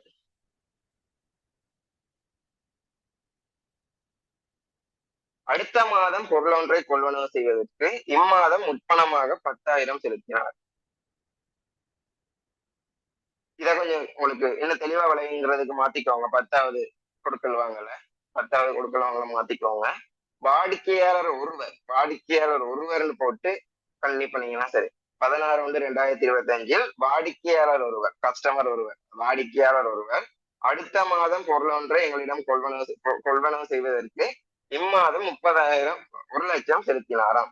வாடிக்கையாளர் ஒருவர் அடுத்த மாதம் பொருளை கொள்வனவு செய்வதற்கு இம்மாதம் முற்பணமாக 1 லட்சம் செலுத்தினார். அதாவது ஒரு கஸ்டமர் எங்களுக்கு என்ன செலுத்தினார்னு வந்தோடனே நாங்க செலுத்தினோம்னு வைக்காதீங்க, நாங்க செலுத்தல. வாடிக்கையாளர் எங்களுக்கு காசு தந்திருக்காங்க. வாடிக்கையாளர் கஸ்டமர் எங்களுக்கு காசு தந்திருக்காங்க. இப்ப நீங்க நான் தான் வணிகம் வச்சிருக்கேன்னு வைப்போம், நீங்க எனக்கு காசு தந்திருக்கீங்க, அதுதான் அதுல மீன் பண்ணிருக்கு. வாடிக்கையாளர் எனக்கு எங்களுக்கு காசு தந்த மாதிரி. அப்ப வாடிக்கையாளர் ஒருவர் அடுத்த மாதம் பொருள் ஒன்றை கொள்வனவு செய்வதற்கு இம்மாதம் பணம் செலுத்தினார்னு தந்திருக்கு. அது என்ன விளக்கம் சொல்றேன், முக்கியமான அல்லது புது விஷயம், கொஞ்சம் அவதாதீங்க. 1 லட்சம் ரூபாய் காசு மூலவசி சொல்றேன். நீங்க என்ன செய்யுங்க, அதுல சரி யாராவது சும்மா அபிநயா ஐபோன் 17 Pro ரிலீஸ் ஆன பிறகு அதை நிறைய பேர் ஆட்கள் வந்து வாங்குவாங்க தானே. அப்ப நான் வந்து போன் வச்சிருக்க கடன் வைப்போம். இப்ப இந்த வணிகம் வந்து ஒரு போன் வச்சிருக்க கடன் வைப்போம். போன் ரிலீஸ் ஆனவனே அந்த பிரதேசத்துல இருக்காங்களா, அந்த ஏரியால இருக்காங்க என்ன செய்வாங்க, போனை வாங்கிடுவாங்க. இப்ப அப்படின்னு என்ன செய்யறாங்கன்னா, அவங்களுக்கு ஐபோன்னா 17 Pro Max வாங்கணும்னு இருந்திருக்காங்க. அப்ப அதை என்ன செஞ்சாங்க, 17 Pro Max வாங்கணுன்றதுனால அது ரிலீஸ் ஆகுறதுக்கு முதவே அவங்க என்ன செய்யறாங்க, அதாவது என்னோட ஸ்டாக் வர முதவே, என்னோட சாமான் வர முதவே வந்து என்ன செய்யறாங்கன்னா காசை கொடுத்துட்டாங்க. என்ன அர்த்தம்னா, அவங்க என்கிட்ட வந்து சாமான வாங்குவாங்க, நான் சொன்னேன் இன்னும் ஸ்டாக் வரலன்னு.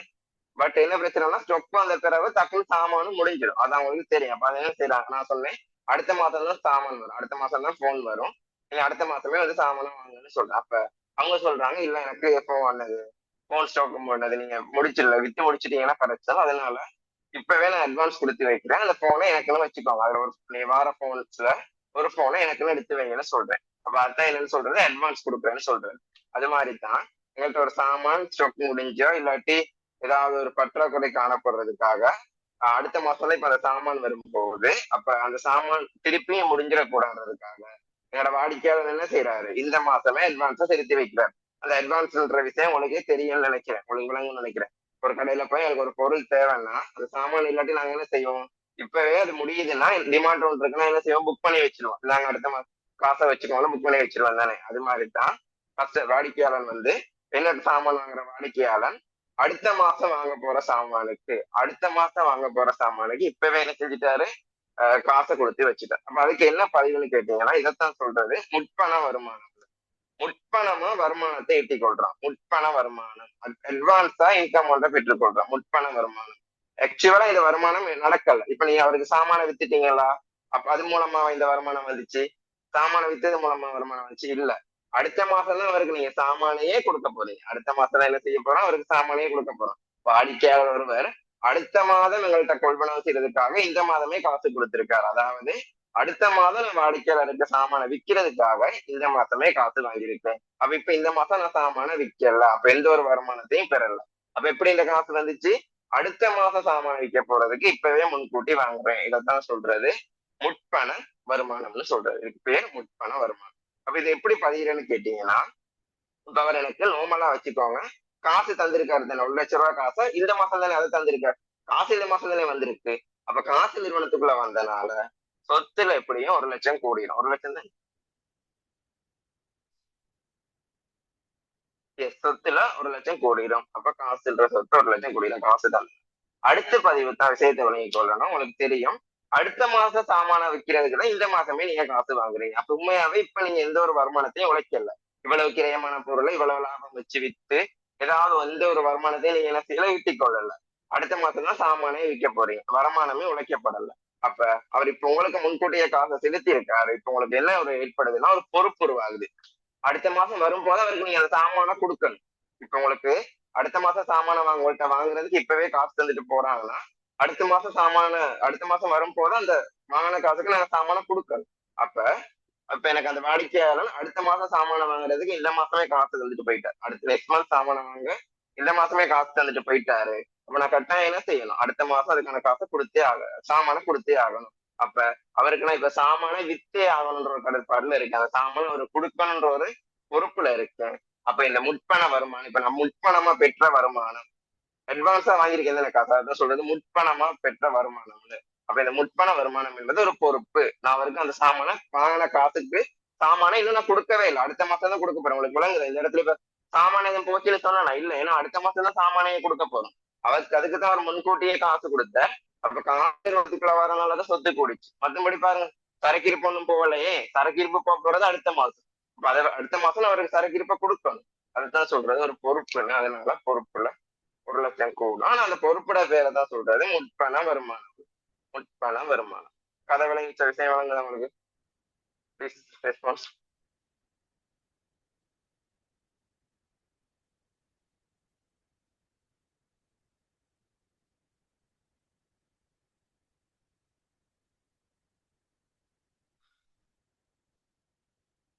ஓகே ஓகே ஓகே, ஒரு நிமிஷம்.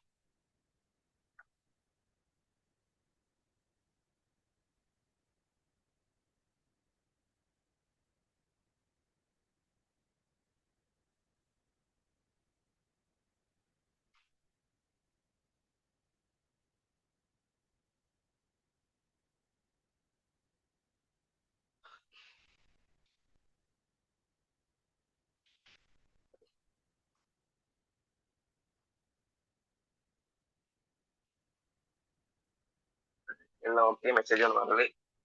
சரி, 11வது தின்பா. ராமிடம் இருந்து 50,000 கிரயமான 1,20,000 விற்ற சாமான் போயிருக்கு வந்திருக்கு.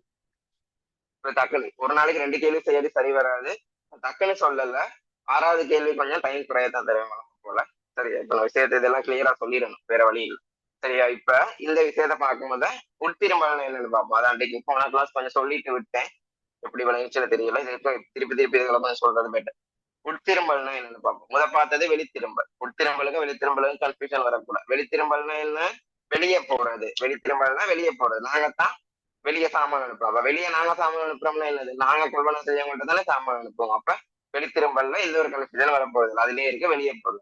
உட்திரும்பல்னா என்னது? உள்ள வர்றது. உள்ள எங்களுக்கு எப்படி சாமான் வரும்? சிம்பிள். கடனுக்கு சாமான விற்பனை செஞ்சிருப்போம். நாங்க வித்த சாமான்ல, நாங்க விற்பனை செய்த சாமான்ல, நாங்க விற்பனை மேற்கொண்ட சாமான்ல, நாங்க விற்பனை மேற்கொண்ட சாமான்ல ஏதாவது பிரச்சனை இருக்கு அப்படின்னா ரிட்டர்ன் அனுப்புவாங்க. இப்ப இந்த விற்பனையில எங்களுக்கு நாங்க வித்த ஆக்கள், நாங்க வாடிக்கையாளர்களுக்கு வித்திருப்பாங்க, அவங்க எங்களுக்கும் ரிட்டர்ன் அனுப்புவாங்க. இதுவும் நடக்கும் வணிகத்துல. நாங்க மட்டும்தான் கொள்வனம் செஞ்ச ஆக்களுக்கு ரிட்டர்ன் அனுப்பவும் இல்லை. நாங்க கொள்வனம் செஞ்ச இடத்துல நாங்க இப்ப ஒரு ஆள்கிட்ட கொள்வனம் செஞ்சிருக்கோம், சரியா, அவங்களுக்கு சாமான ரிட்டர்ன் அனுப்புறோம். அதே மாதிரி எங்கள்கிட்ட சாமான வாங்கினவங்க எங்களுக்கு ரிட்டர்ன் அனுப்புவாங்க தானே. அதுதான் இந்த விஷயம். அப்படி திரும்ப எங்கள்கிட்ட சாமான வாங்கினவங்க எங்களுக்கு ரிட்டர்ன் சாமான அனுப்புறது. அது எதுக்கு பொருந்தமாகும்னா இந்த வெளித்திரும்பல் மாதிரி தான் இதுவும் கடன் விற்பனைக்கு தான் பொருத்தமாகும். காசு விற்பனை செய்யறவங்க எனக்கு யாருன்னு தெரியாது. தெரியாதவனுக்கு கூட நான் காசுக்கு சாமான வித்துடுவேன். தெரிஞ்சவங்களுக்கு தான் கடனுக்கு சாமான விற்பேன். அப்ப கடனுக்கு வித்தவங்க மட்டும் நம்பிக்கைக்குரிய வாடிக்கையாளர்களால அவங்க எது சாமான் எனக்கு ரிட்டர்ன் அனுப்புனாங்களா நான் அதை ஏற்றுக்கொள்வேன். அந்த வகையில அதை ஞாபகம் வச்சுக்கோங்க. அப்ப உட்திரும்பலம் எதுக்கு பொருத்தமானது? கடன் விற்பனைக்கு பொருத்தமானது. அப்ப ஒரு ஆளுக்கு நான் சாமான கடனுக்கு வித்து இருக்கேன், அதுல பர்டிகுலர் சாமான அவங்க எனக்கு எது பிரச்சனை இருந்தா ரிட்டர்ன் அனுப்பலாம். ஆனா என்ன பிரச்சனைனா உட்திரும்பல் பதியும் போது எனக்கு ரெண்டு இருக்கு.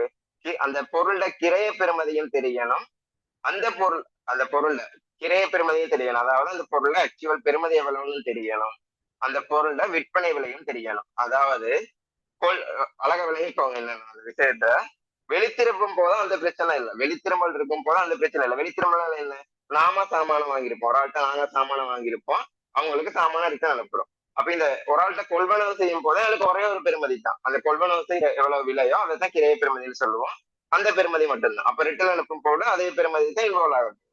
ஆனா உட்திரும்பல் அப்படி இல்லை. நாங்க ஒரு ஆளுக்கு வித்திருக்கோம், அவங்க எங்களுக்கு ரிட்டர்ன் அனுப்புறாங்க. நாங்க ஒரு ஆளுக்கு வித்திருக்கோம், அவங்க எங்களுக்கு ரிட்டர்ன் அனுப்புறாங்க. அப்ப விற்பனையில் போது எங்களுக்கு ஒரு பெருமதி இல்லை, ரெண்டு பெருமதி இன்வால்வ் ஆகுது. ஒன்று கிரைய பெருமதி, அதாவது அது எங்களுக்கு அந்த பொருளோட வெளியே எவ்வளவு, அதான் சொல்றது கிரைய பெருமதி. இன்னொரு பெருமதி இன்வால்வ் ஆகும், நாங்க அவங்களுக்கு அதை எவ்வளவு விலை வச்சோம்னு ஒரு விஷயம் இருக்கு தானே. நாங்க அவங்களுக்கு ஒரு விலை வச்சுதான் விச்சிருப்போம், அதே விலையில வித்திருக்க மாட்டோமே. அப்ப நாங்க ஒரு விலை வச்சு வித்திருப்போம், அதனால விற்பனை விலையில வந்து சம்பந்தப்படுது. அப்ப உட்திரும்பல்ல ரெண்டு பெருமதி இருக்குன்றதை விளைவிக்கும், கிரைய பெருமதி, விற்பனை விலை. அப்ப இந்த இடத்துல ராமிடம் இருந்து 50,000 கிரயமான நம்ம 1,20,000 விற்ற பொருளை திருப்பி அனுப்புறீங்க. இப்ப ராமுன்ட்ட நீங்க கொள்வனம் செஞ்சது வேணும்னா, நீங்க ராமுன்ட்ட கொள்வனம் செஞ்சது, சாரி விற்பனை செஞ்சது, எங்க ராமுக்கு விற்பனை செஞ்ச போல இருக்கும் போது ராமுக்கு நாங்க 2,00,000 ரூபாய் பொருளை 5 லட்சத்துக்கு வித்திருக்கோம். 2,00,000 ரூபாய் பொருளை 5 லட்சத்துக்கு வித்திருக்கோம். 2,00,000 ரூபாய் பொருளை என்ன செஞ்சிருக்கோம்? 5 லட்சத்துக்கு வித்திருக்கோம். அதுல தான் 50,000 ரூபாய் பெருமதியுடைய பொருள், 2 லட்சம் பெருமதியான பொருளை ராமுக்கு 5 லட்சத்துக்கு வித்திருக்கோம். அதுல தான் 50,000 பெருமதியான 1,20,000 வித்த பொருள், 50,000 பெருமதியான 1 லட்சம் விற்பனை விலையோட பொருள். நாங்க உண்மையாக அவருக்கு மொத்தமா வித்தது 2 லட்சம் பெருமதியான பொருள் 5 லட்சத்துக்கு தான். இப்ப ரிட்டர்ன் வந்த பொருள்ல கிரைய பெருமதியும் விற்பனை விலையும் தெரிஞ்சாதான் நாங்க பதிவுகளை மேற்கொள்ளலாம். அதனால அவங்களே தருவாங்க, பிறகு கணக்குல நாங்க கண்டுபிடிக்கிற மாதிரி இருக்கும். அதுவும் லேசு. அப்ப அதுதான் தந்திருக்காங்க. ராம் எங்களுக்கு இப்ப ரிட்டர்ன் அனுப்பியிருக்காரு தானே, அந்த சாமானுக்கு என்ன பெருமதி இருக்கும்? 2 பெருமதி காணப்படும். இது ஒரு விற்பனை மூலமா சம்பந்தப்பட்டனால 2 பெருமதி இருக்கும். ஒன்று கிரைய பெருமதி. கிரைய பெருமதினா என்ன? அந்த பொருள் எங்களுக்கு எவ்வளவு பெருமதி, விற்பனை விலையில என்ன, நாங்க அதை அவங்களுக்கு எவ்வளவுக்கு வித்தோம். 2 பெருமதி சம்மந்தப்படுறதுனால அவங்க எங்களுக்கு ரிட்டர்ன் அனுப்பின சாமானுக்கான 2 பெருமதி தந்துடுவாங்க. அப்படித்தான் தந்திருக்காங்க. எங்களுக்கு ரிட்டர்ன் வந்த சாமான கிரைய பெருமதி 50,000, அதை நாங்க வித்த விலை வந்து 1,20,000. உண்மையாவே நான் ராமுக்கு 2 லட்சம் ரூபாய் சாமானும் 5 லட்சம் ரூபாய்க்கு வித்து இருக்கேன். அதுல தான் ஒரு 5 லட்சம் ரூபாய் பெருமதியான சாமானும் அதை நான் அவருக்கு வித்தது 1,20,000 விற்பனை விலை. அந்த 50,000 ரூபாய் பெருமதியான சாமான் விற்பனை விலை 1,20,000. அப்படி உள்ள சாமான் ரிட்டர்ன் வந்திருக்கான். இப்ப ரிட்டர்ன் வர சாமான கிரைய பெறுமதி எவ்வளவு 50,000. அப்ப 50,000 பெறுமதியான சரக்கு இருப்பு நிறுவனத்துக்குள்ள வருது. அப்ப என்ன செய்யும், சரக்கு இருப்புன்ற சொத்து 50,000 கூடும். இப்ப இதுல நான் சரக்கு இருப்புன்ற சொத்து 1,20,000 கூடுன்னு சொல்ல இயலாது. அது என்னது, இந்த பொருளை நான் வச்ச விற்பனை விலை, அது பொருளோட பெருமதி இல்லை. உண்மையாவே பொருளோட பெருமதி இந்த 50,000. கிரைய பெருமதியை தான் சொல்றது. உண்மையாவே எங்களோட பொருளோட பெருமதி, நாங்க வாங்கின விலை தான் கிரைய பெருமதி. இப்ப அதுதான் எனக்கு பெருமதியாக கருது. அதனால சரக்கிருப்பு நிறுவனத்துக்குள்ள வர்றதுக்கு கட்டாயம் நான் அந்த கஸ்டமர் வந்து ரிட்டர்ன் அனுப்புனாங்க, அந்த சாமான கிரைய பெருமதி தெரிஞ்சுக்கணும். என்னத்துக்கு, எங்களோட சரக்கிருப்பு நிறுவனத்துக்குள்ள வந்ததை பதிகிறதுக்கு. அடுத்தது உங்களுக்கு தெரியும், இதை நாங்க கடன் விற்பனையோட மட்டும்தான் தொடர்புன்னு சொல்றோம். அப்ப அவர் எனக்கு இப்ப காசு தர இருக்கு சாமான வித்ததுக்கு. ஆனா இப்ப ரிட்டர்ன் அனுப்பியிருக்காரு தான் பர்டிகுலர் சாமான், அதுக்கான காசு அவர் தர தேவை. இப்ப ரிட்டர்ன் அனுப்பியிருக்க பர்டிகுலர் காசுக்கான சாமான தர தேவை. இப்ப இதுக்கு என்ன தேவையில்லை, இதை பதிகிறதுக்கு என்ன தேவைப்படுதுன்னா விற்பனை விலை தேவைப்படுது. ஏன் விற்பனை விலை தேவைப்படுதுன்னு இப்ப 50,000 கிரைய பெறுமதி. அப்ப கடன் பட்டவர் எனக்கு என்னட்ட 5,00,000 சாமான் வாங்கியிருக்கா, அதுல 50,000 கிரைய பெறுமதியானது அனுப்பிட்டான்றதுக்காக அவர் எனக்கு என்னது இப்ப 50,000 தர தேவையில்ல. இல்ல, அது என்னது கிரைய பெறுமதி. இந்த 50,000 சாமானுக்கு நான் ஒரு சின்ன ஒரு லாபம் வச்சு ஒரு கூட்டி தான் வித்திருப்பேன். அதுதான் எவ்வளவுன்னு சொல்றாங்க, 1,20,000 சொல்றாங்க. அப்ப அவர் ரிட்டர்ன் அனுப்பின சாமானுக்கு கடன் பட்டல் எனக்கு உண்மையாவே தர இருக்கு அமௌண்ட் எவ்வளவு, 1,25,000. அப்ப அதுதான் எனக்கு கடன் பட்டவர் தர இருக்குது. கடன் பட்டவர் ஒரு சொத்தா கருதுறோம். அவர் எனக்கு இப்ப காசு தர இருக்கு 5,00,000 5,00,000 காசு தர இருக்கு. அதுல இப்ப ரிட்டர்ன் அனுப்புனது 1,25,000 விற்பனை விலையுடைய சாமான். அப்ப அந்த 1,20,000 விற்பனை விலையுடைய சாமான் அவர் எனக்கு ரிட்டர்ன் அனுப்பிட்டனால அந்த காசு அவர் எனக்கு என்ன செய்ய மாட்டாரு, தர மாட்டாரு. அப்ப கடன் பட்டவர் தர மாட்டாருன்னா கடன் பட்டவர் குறையும். கடன் பட்டவர் சொத்தா கருதுறதுனால 1,20,000 அந்த கடன் பட்டவரோட சொத்து குறையும். சரியா? அதே மாதிரி 50,000 சாமான 1,20,000 வித்து அவங்களுக்கு 75,000 அந்த இடத்துல ஒரு லாபம் இருக்கு. அது விற்பனை செய்யும் போது வந்திருக்கும். இப்ப ரிட்டர்ன் அனுப்புனதுனால அந்த லாபம் இல்லாம போகுது.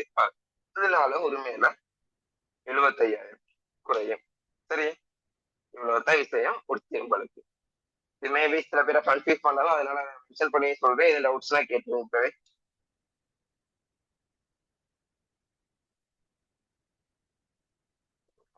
Any doubts? One second, please. Wait. உட்திரும்பல்னா என்னன்றத பாருங்க முதல்ல. உட்திரும்பல்னா நாங்க கடனுக்கு சாமான வித்திருப்போம் தானே. உட்திரும்பல்னா நாம கடனுக்கு சாமான வித்திருப்போம். அவங்க, நான் முதல்ல சொல்லிடுறேன், நாங்க அவங்களுக்கு விற்பனை செய்வோம். வாடிக்கையாளர்களுக்கு நாங்க சாமான விற்பனை செய்வோம். வணிகம் வந்து வாடிக்கையாளர்களுக்கு சாமான விற்பனை செய்யும். வாடிக்கையாளர்களுக்கு அந்த குறித்த வாடிக்கையாளன் என்ன செய்யலாம், எனக்கு வித்த சாமான்ல எதுவும் பிரச்சனைகள் இருந்தா ரிட்டர்ன் அனுப்பலாம். இதுதான் உங்களுக்கு தெரிஞ்ச டேம், ரிட்டர்ன் அனுப்பலாம். ஆனா இதைத்தான் நாங்க அக்கௌண்டிங் டேம்ல சொல்றோம் உட்திரும்பல்னு. அவர் எனக்கு ரிட்டர்ன் அனுப்பலான்றதான் அக்கௌண்டிங் டேம்ல சொல்றோம் உட்திரும்பல். அதாவது உட்திருப்பலாம். அதை யார் உட்திருப்பலாம்னா, நான் கடனுக்கு விற்பனை செய்த வாடிக்கையாளர் மட்டும்தான் உட்திருப்பலாம். கடனுக்கு விற்பனை செய்த வாடிக்கையாளர் உறவுமுறை என்ன, கடன் பட்டவர். அதாவது கடன் பட்டவர் தான் எனக்கு சாமான உட்திருப்பலாம். அந்த கருதுக்குள்ளதான் நாங்க கணக்கு செய்யணும். அப்ப அந்த உட்திருமலை பதிகிறதுக்கு எனக்கு என்ன ஒரு பிரச்சனை இருக்குன்னா, இப்ப வெளித்திருமல்னு உங்களுக்கு தெரியும், கடனுக்கு கொள்வனவு செஞ்சிருப்போம். அதை நாங்க ரிட்டர்ன் அனுப்புறதுன்னா, அதாவது நாங்க அவங்களுக்கு ரிட்டர்ன் அனுப்போம். வியாபாரிக்கு அந்த வியாபாரம் செய்யறதுல எந்த கடையில வாங்கணுமோ அந்த கடைக்கு ரிட்டர்ன் அனுப்பும். அது ரிட்டர்ன் அனுப்பும் போது எந்த பிரச்சனையும் உங்களுக்கு தெரியும். சும்மா கொள்வனவை இமேஜினேஷன் பண்ணி பாருங்க. கடன் கொள்வனவு மேற்கொள்ளும் போது அந்த பொருளுக்கு ஒரு பெருமதி தான் இருக்கு, அந்த கொள்வனவு பெருமதி மட்டும்தான். ஆனா ஒரு விற்பனை மேற்கொள்ளும் போது எங்களுக்கு 2 பெருமதி இருக்கும். ஒன்று அந்த பொருளோட பெருமதி எங்களுக்கு எவ்வளவு, அந்த கிரைய பெருமதி எவ்வளவு, அதை நாங்க அவங்களுக்கு எவ்வளவு வச்சு வித்தவங்க 2 பெருமதி வந்துடும். விற்பனை விலை கிரைய பெருமதி 2 பெருமதி வந்துருமா? அப்ப இதை பதியும் போது சின்ன ஒரு கன்ஃபியூஷன் அதனாலதான் இருக்கு. அப்ப இதை ரிட்டர்ன் அனுப்பும் பதியும் போது அதுதான் அப்ப அது ரிட்டர்ன் அனுப்புறத பதியும் போது அந்த ரிட்டர்ன் அனுப்புன விஷயத்தை பதிகிறதுக்கு விற்பனைக்கு எப்படி 2 பெருமதி இருக்கோ அதே மாதிரி ரிட்டர்ன் அனுப்புறதுக்கும் 2 பெருமதி சம்மந்தப்படும் தானே. அப்ப அதை பதிகிறதுக்கு, அந்த ரிட்டர்னை பதிகிறதுக்கு கட்டாயம் அவங்க வாடிக்கையாளர் ரிட்டர்ன் அனுப்புனாங்க. வாடிக்கையாளர் நான் வித்த சாமான வாடிக்கையாளர் ரிட்டர்ன் அனுப்புனாங்க. அதுல கிரைய பெருமதியும் விற்பனை பெருமதியும் கட்டாயம் தெரிஞ்சிருக்கும். 2 பெருமதியும் தெரிஞ்சாதான் பதியணும். ஏன்னா 2 பெருமதி விற்பனையோட தொடர்பு பெற்றிருக்கு. அப்ப அந்த விற்பனை செஞ்ச பொருள் ரிட்டர்ன் வரும் போதும் அதே 2 பெருமதி தொடர்பு பட்டிருக்கும். அப்ப கிரைய பெருமதியும் விற்பனை பெருமதியும் தொடர்பு பட்டிருக்கனால 2 பெருமதி என்ன செய்யணும், அவசியப்படுது. சரியா? வாடிக்கையாளர் வந்தது 2 பெறுமதி. அப்ப இந்த ரிட்டர்ன் வந்ததை பதிகிறதுக்கு 2 பெறுமதியும் தந்துருவாங்க. அப்ப சிம்பிளா ரொம்ப குழப்பம் விளைவிப்பாங்க. 2 லட்சம் ரூபாய் பெறுமதியான பொருள் 5 லட்சத்துக்கு நாங்க யாருக்கு பேர் வந்துட்டு சாரி 2 லட்சம் ரூபாய் பெறுமதியான பொருள் 5 லட்சத்துக்கு வித்திருக்கோம். கொஞ்ச நேரத்துக்கு முதல்தான் நமக்கு வித்தீங்க. அதுலதான் குறிப்பிட்ட பொருள் வந்திருக்கு. 2 லட்சம் ரூபாய் பொருள் 5 லட்சத்துக்கு வித்தீங்க. அதுல குறிப்பிட்ட பொருள், எல்லா பொருளும் வரலையா, குறிப்பிட்ட பொருள் வந்திருக்கு. அப்ப அந்த வந்த பொருள்ல பெருமதியை சொல்லணும் தானே, அப்பதான் நாங்க பதியலாம். ஆனா அந்த பெருமதி சொல்லும் போது எங்களுக்கு 2 பெருமதி தெரியணும். ஒன்று கிரைய பெருமதியும் தெரியணும், விற்பனை விலையை தெரியணும். அதனாலதான் 2 லட்சம் ரூபாய் பெருமதியான பொருளை நாங்க 5 லட்சத்துக்கு வித்தோம். அதுல கொஞ்ச பொருள் தானே வந்திருக்கு. அவ்வளவு வந்திருந்தா லேசா சொல்லிடலாம், அவ்வளவு வந்துச்சு. கொஞ்ச பொருளை தான் அவங்க எங்களுக்கு ரிட்டர்ன் அனுப்பியிருக்காங்க. எல்லாமே டேமேஜா இருக்காது.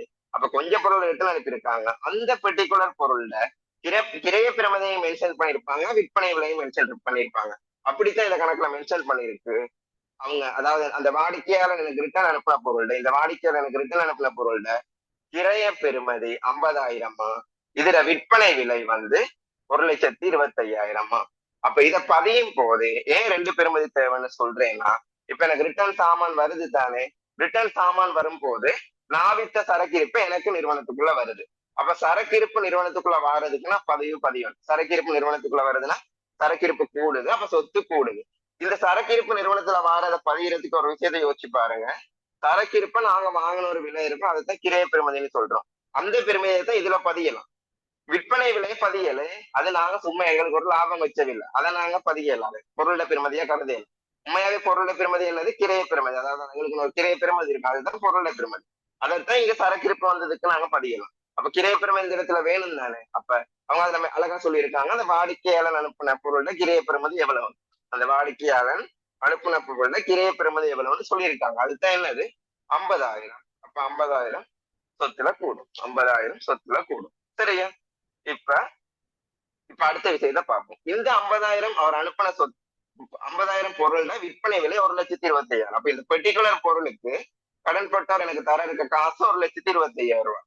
இப்ப இந்த பொருள் அவர் எனக்கு அனுப்பிட்டனால அதுதான் உங்களுக்கு 2 பேரும் அழகா சொல்லிடுறது. அந்த 50,000 பொருள்ல விற்பனை விலை எவ்வளவுன்னு கேட்டீங்கன்னா 1,25,000. அப்ப அவர் எனக்கு ரிட்டர்ன் அனுப்புனதுக்கு அவர் எனக்கு எவ்வளவு தரணும்னா 1,25,000 ரூபாய் காசு தரணும். இப்ப சாமான் ரிட்டர்ன் அனுப்பிட்டாரு தானே, அதனால அந்த காசை என்ன செய்ய மாட்டார், தரமாட்டார். தரமாட்டான்றனால கடன்பட்டவர் குறையுது. கடன்பட்டவர்லாம் என்ன, அதை சொத்தா தானே கருதணும். இப்ப கடன்பட்டவர் 1,25,000 குறையுது. இந்த 2 லட்சம் ரூபாய் சாமான் 5 லட்சத்துக்கு வித்தேன், அதுல 50,000 ரூபாய் சாமான் ரிட்டர்ன் வந்துட்டு அதுல விற்பனை விலை 1,25,000. அப்ப 5 லட்சம் ரூபாய் தர வேண்டிய இருக்க இடத்துல 1,25,000 என்ன செய்ய மாட்டார், தர மாட்டார். அப்ப குறைய போகுது, அதனாலதான் குறையுது.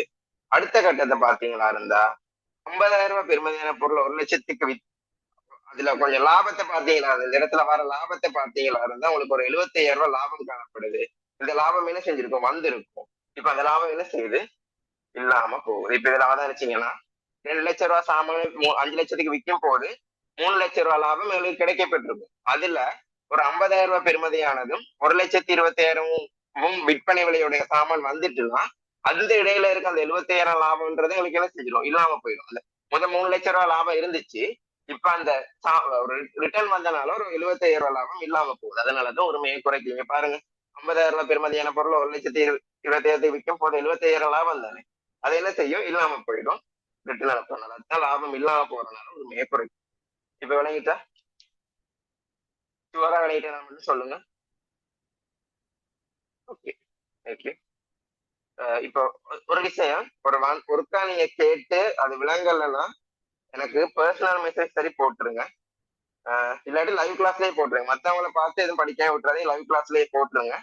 அதை உடனே நான் சொல்லி தராட்டியும் உடனே சொல்லி தர்றதுக்கு இப்ப சிச்சுவேஷன் இப்போ பேங்கா சொல்லுவோமே, இப்ப ஒரு ஆளுக்கு இப்பயும் விளங்கலைன்னா இப்ப இந்த இடத்துல சொன்னேன்னா கொஞ்சம் முடிக்க இருக்கனால டைம் காணாது. அப்ப நான் என்ன செய்வேன்னா பிறகு ஒரு டக்குனு கோல் எடுத்து இப்படித்தான் தம்பின்னு கோல்ல கழிச்சு சரி விஷயத்தை விளங்குவேன், இப்படித்தான் கழிச்சுன்னு கோல்ல விஷயத்தை விளங்கப்படுத்துவேன்.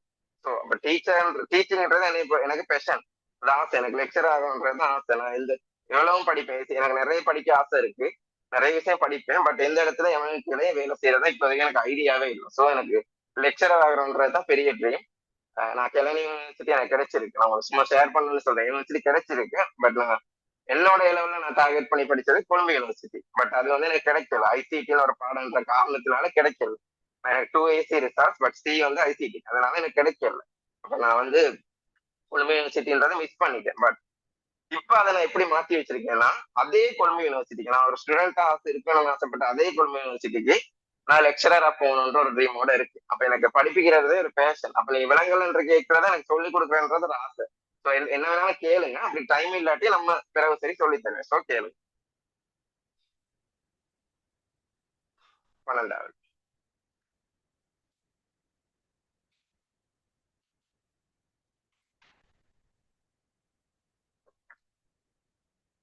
உரிமையாளர் தனது சொந்த தேவைக்காக 5 லட்சம் விற்பனை பற்றினார். உண்மையாளர் அவர் சொந்த தேவைக்காக 5 லட்சம் விற்பனை பற்றினார். பற்றுன்ற விஷயத்த முதவே சொல்லியிருக்கேன். மூலதனம் என்ன? அவர் எங்களோட சொந்த பணத்தை, உரிமையாளர் அவரோட சொந்த பணத்தை வணிகத்துக்கு போட்டா அது மூலதனம். அவர் அப்படி போடும் போது சொத்து கூடும், வணிகத்துல இருக்க சொத்து கூடும். பற்றுன என்ன? உரிமையாளர் அவர் எதுவும் பர்சனல் தேவைக்காக, வணிக தேவைக்காக இல்ல, அவர் எதுவும் தனிப்பட்ட தேவைக்காக வணிகத்துல ஏதேனும் சொத்துக்கள் எடுத்து அதைதான் சொல்றது பற்று. அப்ப உரிமையாளர் காசு எடுக்கும் போது 5 லட்சம் ரூபாய் சரக்கு இருப்பு உரிமையாளர் எடுக்கிறார். 5 லட்சம் ரூபாய் சரக்கு இருப்பதான் இல்ல இருப்பதான் எடுக்கிறார். 5 லட்சம் ரூபாய் சரக்கு இருப்பு இது அவரோட தேவைக்கு எடுக்கிறார். சரிதானே? ஒரு ஆடை விற்கிற நிறுவனம் வைங்களேன், வீட்டுக்கு தேவைக்கு நாங்க சாமான் ட்ரெஸ் எடுத்து வீட்டுக்கு கொடுக்கலாம் தானே.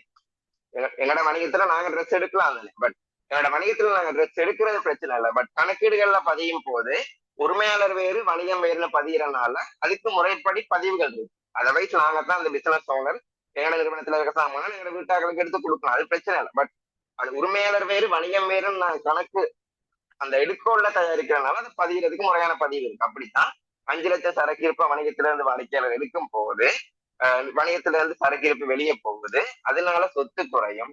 ஆகவே 5 லட்சம் சொத்து குறையும். இப்ப இது எப்படி பதியம்னு கேட்டீங்கன்னா, இது என்னன்னு சொல்றது? பற்று. உரிமையாளர் எங்க நிறுவன அவருக்கு சொந்த தேவைக்காக வணிகத்துல இருந்து சொத்தை எடுத்திருக்காரு, இது பற்று. இதை பற்று என்ன செய்யணும்னு சொல்லியிருக்கேன்? வணிகத்துல அவருக்குன்னு இருக்க உரிமையாண்மையை குறைக்கும். அவர் வணிகத்துல இருந்து சொத்துக்கள் எடுக்கும் போது வணிகத்துல அவருக்குன்னு இருக்க உரிமையாண்மை குறையும். அப்ப 5 லட்சம் உரிமையை குறைக்கும். வணிகத்துல அவர் சொத்துக்களை ஈடுபடுத்தும் போது அவரோட சொந்த காசையோ சொந்த சொத்துக்களை ஈடுபடுத்தும் போது வணிகத்துல இருக்க அவரோட உரிமை கூடும். அதனாலதான் உரிமை கூடுறது. வணிகத்துல ஏதேனும் சொத்து அவரோட சொந்த தேவைக்கு எடுக்கும் போது வணிகத்துல இருக்க உரிமை அவருக்கு குறையும். அதனாலதான் உரிமை குறையும். சரி, போர்டு விலங்கு சொல்லுங்க. அந்த செட்டெல்லாம் போட்டு வச்சிருக்கணும். ஸ்கிரீன்ஸ் நேரம் விலங்கு 13 விலங்குகள். ராமுக்கு செலுத்த வேண்டிய தொகை 3,70,000 தீர்ப்பதற்காக 3,50,000 காசு செலுத்தப்பட்டது.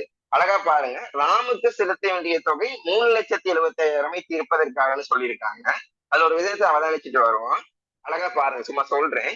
ராமுக்கு நாங்க முதல் 5 லட்சம் ரூபாய் அவர் எனக்கு தர இருக்கு. ராமுக்கு சாரி ராம் இல்ல வெயிட் ராமங்க 5 லட்சம்.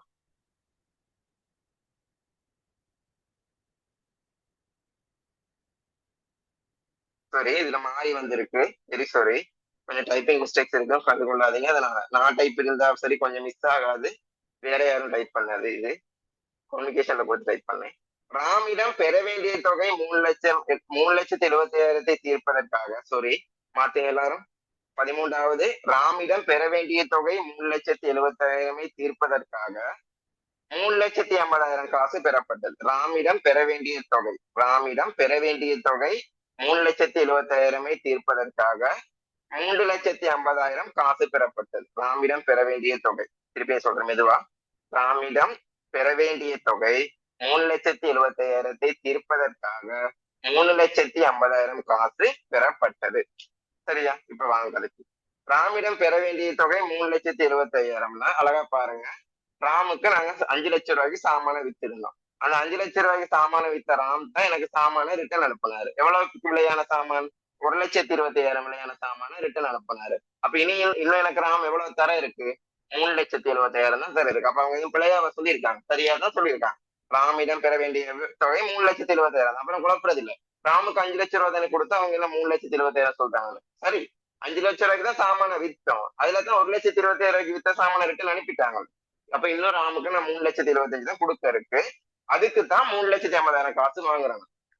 ராம் எனக்கு தர இருக்க 3,70,000 அந்த கடன் தொகையை தீர்க்கிறதுக்கு 3,50,000 காசு வாங்குறேன். அப்ப அதுல இருந்து எனக்கு என்ன தெரியுது? நான் அவருக்கு ஒரு 25,000 டிஸ்கவுண்ட் கொடுத்துருக்கேன், கழிவு கொடுத்துருக்கேன். நீ எனக்கு இன்னும் 3,25,000 காசு தர இருக்கிறான், நான் உனக்கு ஒரு 25,000 கழிவு தரேன், நீ எனக்கு 3,50,000 தாங்க, உனக்கு கடன் முடிஞ்சிடும்னு சொல்லியிருக்கு. அப்ப அதனாலதான் அவர் 3,70,000 அவரோட கடனை என்னட்ட தீர்த்து கொள்றதுக்கு 3,50,000 காசு தராரு. அப்ப காசு இப்ப எனக்கு எவ்வளவு வருது? 3,50,000 காசு நிறுவனத்துக்குள்ள வருது. கடன் பட்டு எனக்கு தர வேண்டிய அமௌண்ட் இப்ப எவ்வளவு குறைய போகுது? 3,70,000. எப்படி? நான் 25,000 கழிவு கொடுத்தனால. அப்ப கடன் பட்டவர் குறைகிறாரு, 3,70,000. அதாவது கடன் பட்டவன்ற சொத்து குறைகிறனால 3,70,000 சொத்துல குறையுது. அதாவது கடன் பட்டவன்ற சொத்து குறையுது. சரியா? ஓகே. இப்ப 3,70,000 வாங்குற கடனுக்கு நாங்க 3,50,000 மட்டும் அவர்கிட்ட வாங்கியே அவருடைய கடனை தீர்த்து கொண்டிருக்கோம். அப்ப 25,000 எனக்கு தானே நட்டம். அது நான் தானே குறைச்சு வாங்கியிருக்கேன். அந்த நட்டத்தான் பேர் தான். அந்த நட்டம் என்ன செய்யும்னா எங்களை உரிமையை குறைக்கும். அந்த நட்டம் எங்களை உரிமையை குறைக்கும். அந்த நட்டத்துல பேர் கொடுத்த கழிவு. அந்த நட்டத்துல பேர் கொடுத்த கழிவு. சரி,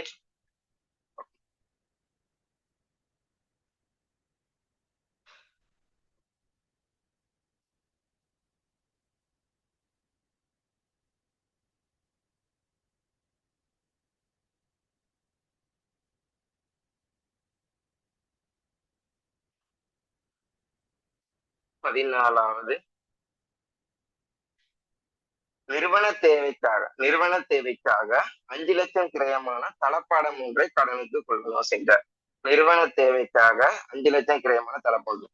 நிறுவன தேவைக்காக, நிறுவன பயன்பாட்டுக்காக, இது ஒரு விக்கிர நோக்கத்துல வாங்கல, நிறுவன பயன்பாட்டுக்காக 5,00,000 ரூபாய்க்கு ஒரு தளப்பாடத்தை கடனுக்கு கொள்வனவு செய்கிறோம். அப்ப தளப்பாடம்ன்ற அந்த சொத்து நிறுவனத்துக்குள்ள வருது. என்ன செய்யுது? தளப்பாடம்ன்ற ஒரு சொத்து நிறுவனத்துக்குள்ள வருது. அப்ப தளப்பாடம்ன்ற சொத்தால 5,00,000 சொத்துல கூடும். தளப்பாடம்ன்ற சொத்தால என்ன செய்யும்? 5,00,000 சொத்துல கூடும். 5,00,000 ரூபாய் கிரியமான தளப்பாடத்தை கொள்வனவு செய்வார். அப்ப தளப்பாடம்ன்ற சொத்து 5,00,000 என்ன செய்யும்? சொத்துல கூடும். இத கடனுக்கு கொள்வனவு செஞ்சனால இந்த கடன் காசை நான் என்ன செய்யணும்? ஃபியூச்சர்ல அந்த கடனுக்கு வித்தவர்கிட்ட கொடுக்கணும். அந்த கடனுக்கு எனக்கு சாமான வித்த அவர்கிட்ட கொடுக்கணும். ஃபியூச்சர்ல அவருக்கு கொடுக்கணும்ன்றது என்னது? எனக்கு ஒரு பொறுப்பு. அப்ப தளப்பாட அந்த கடன் கொடுத்தன்ற பொறுப்பு 5,00,000 கூடும். சரி, 15வது செலுத்திய வங்கி கடன் தவணை கட்டணம். செலுத்திய வங்கி கடன் தவணை கட்டணம் 20,000 செலுத்தப்பட்டது. இது ஒரு வங்கி கடன் தவணை, அது ஏதோ தமிழ் மிஸ்டேக். வங்கி கடன் தவணை கட்டணம் 20,000 செலுத்தப்பட்டது. இதனால் வட்டி 5,000 உள்ளடங்கி இருக்கான். நாங்க வங்கி கடனுக்கு மாசம் மாசம் செலுத்துற அந்த இன்ஸ்டால்மெண்ட் 20,000 செலுத்தப்பட்டதான். அப்ப இந்த மாதம் செலுத்தி இருக்கான் தானே. அப்ப 20,000 காசு போகுது. 20,000 காசு போகுது. அப்ப சொத்துல 20,000 குறையும். சொத்துல என்ன செய்யும்? 20,000 குறையும். சரியா? சொத்துல 20,000 குறையும். இப்ப கதைக்கு வருவோம். வங்கி கடன் தவணை கட்டணம் 20,000 செலுத்தினாங்களாம். அதுல 5,000 வட்டியா. அப்ப மீதி 15,000 தான் என்னது? கடன் தொகை. உங்களுக்கு தெரியும், நான் உங்களுக்கு சொல்லி தந்தேன். வங்கி கடன் தவணை கட்டணம்ன்றது வங்கியில வாங்கின கடனை நாங்க மாசம் மாசம் தீர்க்கிறது செலுத்துறதுதான் சொல்றது வங்கி கடன் தவணை கணம். குறித்த வங்கி கடன் தவணை கணக்குள்ள வட்டியும் இருக்கும். நாங்க எங்களோட கடன் தொகையில குறைஞ்சிட்டு வர போற அமௌண்ட்டும் இருக்கு. இப்போ ஒரு 5,00,000 ரூபாய் கடன் வாங்கி இருக்கோம்னா அந்த கடன் தொகையில குறைய போற அமௌண்ட்டும் இருக்கு. அப்ப 20,000 தவணை கட்டணம் செலுத்துறோம்னா மாதம் மாதம் 20,000 செலுத்தும் போது அப்படியே மாசம் மாசம் 20,000 குறைஞ்சிட்டு வருமானு கேட்டா இல்ல, அதுதான் இல்லை. ஏன்னா அதுக்குள்ள வட்டியும் இருக்கும். அப்ப அந்த வகையில பார்த்தோம்னா 20,000 தவணை கட்டணம், அதுக்குள்ள 5,000 வட்டி இருக்குன்னா அந்த 5,000 வட்டி போக 15,000 தான் எங்களை மாதம் மாதம் எங்களை அமௌண்ட்ல குறையும். உண்மையாவே நாங்க செலுத்துறது 20,000, ஆனா எங்களோட கடன் தொகையில குறைஞ்சிட்டு வர்றது 15,000. இப்படித்தான் தவணை கட்டணங்கள் காணப்படும். அப்ப 20,000 தவணை கட்டணம் செலுத்தும் போது காசு போறனால சொத்துல 20,000 குறையும். அதுல 5,000 வட்டி செலுத்துறோம். அது எங்களுக்கு ஒரு செலவு. வங்கிக்கு அது வருமானம். சும்மா சும்மா அண்டர்ஸ்டாண்ட் பண்ணிக்கோங்க. எங்களுக்கு ஒரு செலவு, வங்கிக்கு அதுதான் என்னது? லாபம். அப்ப எங்களுக்கு ஒரு செலவுனால அந்த வட்டி செலவு உரிமையை குறைக்கும். மீதி 15,000 என்ன செய்யும்? என்ற பொறுப்பை குறைச்சிட்டு வர அமௌண்ட். பொறுப்புல 15,000 குறையும். பொறுப்பு 20,000 குறையுமா? இல்லையே. 5,000 வட்டி இருக்கனால 15,000 என பொறுப்பை குறைக்கும். கடன், வங்கி கடன். சரியா? அடுத்த விஷயம் உங்களுக்கு தெரியும், நான் எந்த ஒரு விஷயமும் விளக்கமா சொல்லுவேன். இத சொல்லலைன்னா இது பண்ணாது. இப்ப நான் மோட்டார் வாகன பெருமான தேவைன்றது சும்மா சிம்பிளா சொல்றேன். போக போகதான் பெருமான தேவைகளை பத்தி விளங்கும். பெருமான தேவைன்றது நான் இப்ப உதாரணத்துக்கு இந்த கரண்டா இப்ப இந்த போனை நான் இப்ப வாங்கியிருக்கேன்னு வாங்க, புது போன் இல்ல, அதுக்கு சொல்ல நினைச்சது புது போன்ல இப்பயே வாங்கிட்டேன். இந்த போனை இப்ப வாங்கியிருக்கேன்னா இந்த போனை பாவிக்க என்ன செய்யும்? இந்த போன்ல ஒரு கெப்பாசிட்டி குறையும். நான் சாஃப்ட்வேர் டவுன்லோட் பண்ணுவேன், டச் பண்ணி ஸ்கிரீன் எல்லாம் போய் இப்படியுமே போன்ல வெளியே குறையும் தானே. அப்ப நாங்க ஒரு சொத்தை கொள்வனவு செஞ்சிருக்கோம்னா அந்த சொத்து ஒவ்வொரு நாளும் கடந்து கடந்து போக, ஒரு மாதமும் ஒரு வருடமும் கடந்து கடந்து போக அந்த பொருளோட பெருமதி குறையும். அப்ப சில பல காரணங்களுக்காக பெருமான தீவின் ஒரு விஷயம் விடுவோம். பெருமான தீவின் ஒரு விஷயம் விடுவோம். இந்த பெருமான தீவை நாங்க என்னவா கருதுறோம்னா ஒரு செலவா கருதுறோம். அதை என்ன ஏன் இடுறோம்ன்றதெல்லாம் கொஞ்சம் விளக்கமா தெரிஞ்சு கொள்வோம். இப்ப வேணும், குழப்பிக் கொள்ள வேணும். விடுவோம். எதுக்குன்னா அந்த சொத்துல பெருமதி எப்பயும் குறைஞ்சிட்டு வரும். ஒரு மோட்டார் வாங்கணும், எந்த ஒரு சொத்தை நீங்க எடுத்தாலுமே என்ன செய்யும், நீங்க சொத்துல பெருமதி பாவிக்க பாவிக்க குறைஞ்சிட்டு வரும் தானே. அப்ப அதனால நாங்க பெருமானத்தையும் ஒரு விஷயம் விடுவோம். அதை என்ன செய்யும்னா சொத்தை குறைக்கும். சொத்தை குறைக்கும். இப்ப பெருமான தேவை 5000ன்னு சொல்லியிருக்காங்கன்னா அதையோட சொத்தை குறைக்கும். அதாவது அந்த சொத்து குறைஞ்சிட்டு வரதை நாங்க பதிகிறதுதான் பெருமான தேவை. அப்ப இந்த மாசம் பெருமான தேவை 5000னா இந்த மாசம் எங்களோட சொத்துல என்ன சொத்து குறையுதுன்னா அந்த ஆதனம் புரிகின்ற சொத்து. இப்ப நான் கதைக்கிறது சரக்கு இருப்பு அந்த மாதிரி சொத்து இல்ல, அந்த பெரிய பெரிய சொத்து இருக்கு ஆதனம் புரிகின்ற சொத்தை பத்தி கதைக்குது. அது குறையும். அப்ப சொத்துல பெருமான தேவை 5000 குறைக்கும். சரியா? இதோட நாங்க ஒரு செலவாகிறதுனால உரிமையாண்மையை குறைக்கும். இந்த அளவுல மட்டும் வாங்கிக்கோங்க. பெருமானத்தை சொத்தை குறைக்கும், அது ஒரு செலவுனால உரிமையை குறைக்கும். பெருமானத்தை ஒரு செலவா கருதுறன்றதும் அதை பதிகிறது இப்படித்தான்றதையும் ஞாபகம் வச்சுக்கோங்க. சொத்து குறையும், உரிமையாண்மை குறையுன்றது ஞாபகம் வச்சுக்கோங்க முதல் விஷயம். ரெண்டாவது பெருமான தேவை என்பது ஒரு செலவு, அதை வச்சுக்கோங்க. மூன்றாவது விஷயம் இந்த பெருமான தேவைன்றது சொத்துக்களோட பெருமதி அப்படியே குறைவடைஞ்சிட்டு வரும். நாங்க பாவைக்கு அதுல வெளியே குறையும், அப்படி ஒரு காரணத்தினால இப்படி இருந்ததுன்ற சும்மா மனசுல வச்சுக்கோங்க. போக போக அதோட விளக்கத்தை நாங்க படிக்கலாம். சரி, ஓகே, சரி, இப்ப எல்லாம் ஓகே. இது 16 ஓகே. எல்லாரும் எனக்கு ஒழுங்கா அனலைஸ் பண்ணிருக்கேன், விளக்கமா சொல்லிருங்க. அடுத்த விஷயம் சொல்லி தந்துடுறேன். எனக்கு சில நேரம் சில பேர் அனலைஸ் பண்ணாம இருக்கும்போது கிளாஸ் இருக்கீங்களான்னு ஒரு டவுட் ஆகுது. அனலைஸ் பண்ணுங்க, அடுத்தது அப்பதான் ஸ்டார்ட் பண்ணுவேன். அனலைஸ் பண்ணுங்கன்னா அப்பதான் ஸ்டார்ட் பண்ணுவேன். கிளியர் இல்லாட்டி அதுக்கு அனலைஸ் பண்ணாதீங்க. பண்ணும்போது கிளாஸ்ல இருக்கீங்க ஒரு நம்பிக்கை வருது. இலிஷாந்த், தேனு, அப்துல்லா எல்லாம் இருக்கீங்க தானே?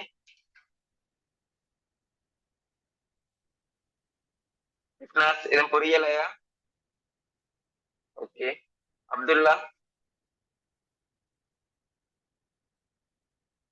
Okay fine. தேனு ஓகே தானே? ஓகே, தேனு ஓகே போட்டாங்க. சாரி, விஸ்வநாத் ஓகேயா?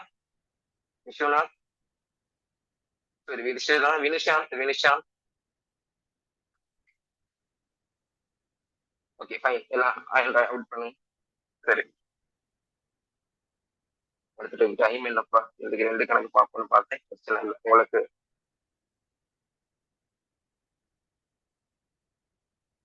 வெயிட் பண்ணி வரேன்.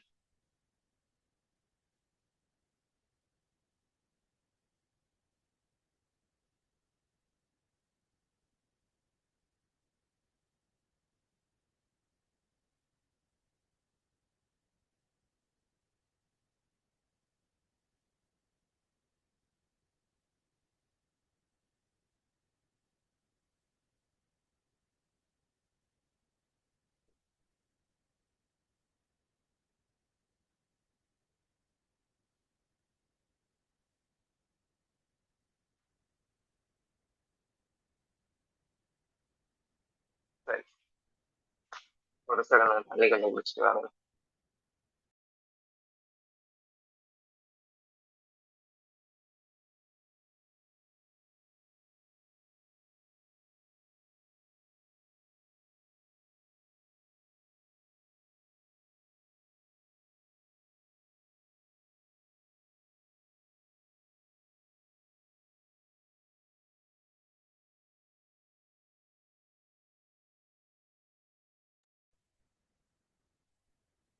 ஓகே, புது விஷயம் ஒன்று பார்ப்போம்.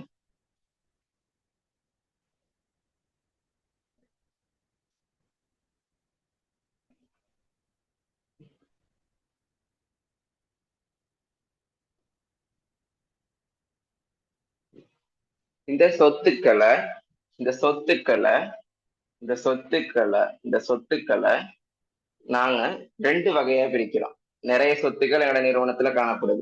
சும்மா சொத்துக்கள் சொல்லுங்களே. சரக்கு இருப்பு ஒரு சொத்து, நிறுவனத்துல சரக்கு இருப்பு ஒரு சொத்து, தளப்பாடம் ஒரு சொத்து, ஆஹ் கடன் பற்றார் ஒரு சொத்து, ஆஹ் முற்பண செலவு ஒரு சொத்து. முற்பண செலவுன்னு என்ன? இந்த அடுத்த மாசம் வரப்போற செலவை இப்பவே செலுத்தி வைக்கிறது, அதையும் ஒரு சொத்தாக தான் கருதணும். அப்ப முற்பணம் ஒரு செலவு ஒரு சொத்து. அதே மாதிரி காசு ஒரு சொத்து. இந்த மாதிரி சொத்துக்கள் காணப்படுது. மோட்டார் வாகனம் ஒரு சொத்து. ஏதோ அலுவலக உபகரணம் இருந்தா அது ஒரு சொத்து. காணி இருந்தா அது ஒரு சொத்து. இப்படி நிறைய சொத்துக்கள் என்ன செய்து நிறுவனத்துல காணப்படும். இந்த காணப்படுற சொத்தை ரெண்டா பிரிச்சு 2 பவுலுக்குள்ள போட போறோம். ரெண்டா பிரிச்சு 2 பவுல் கேட்டகரியில போட போறோம்னு வைப்போம். சரியா? முதல் பவுல் நடைமுறை சொத்து. நடைமுறை சொத்து. இரண்டாவது பவுல் நடைமுறை அல்லா சொத்து.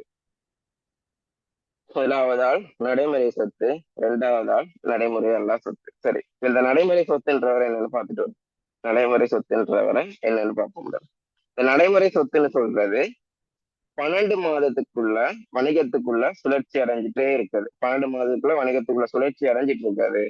நடைமுறை அல்லா சொத்துன்றது 12 மாசத்துக்கு மேல வணிகத்துல இருக்குது. இந்த நடைமுறை சொத்துன்றது 12 மாசத்துக்கு உள்ளது. நடைமுறை அல்லா சொத்துன்றது 12 மாசத்துக்கு மேல் இருக்காது. அது என்னது? அதுல விளக்கம் இல்லை.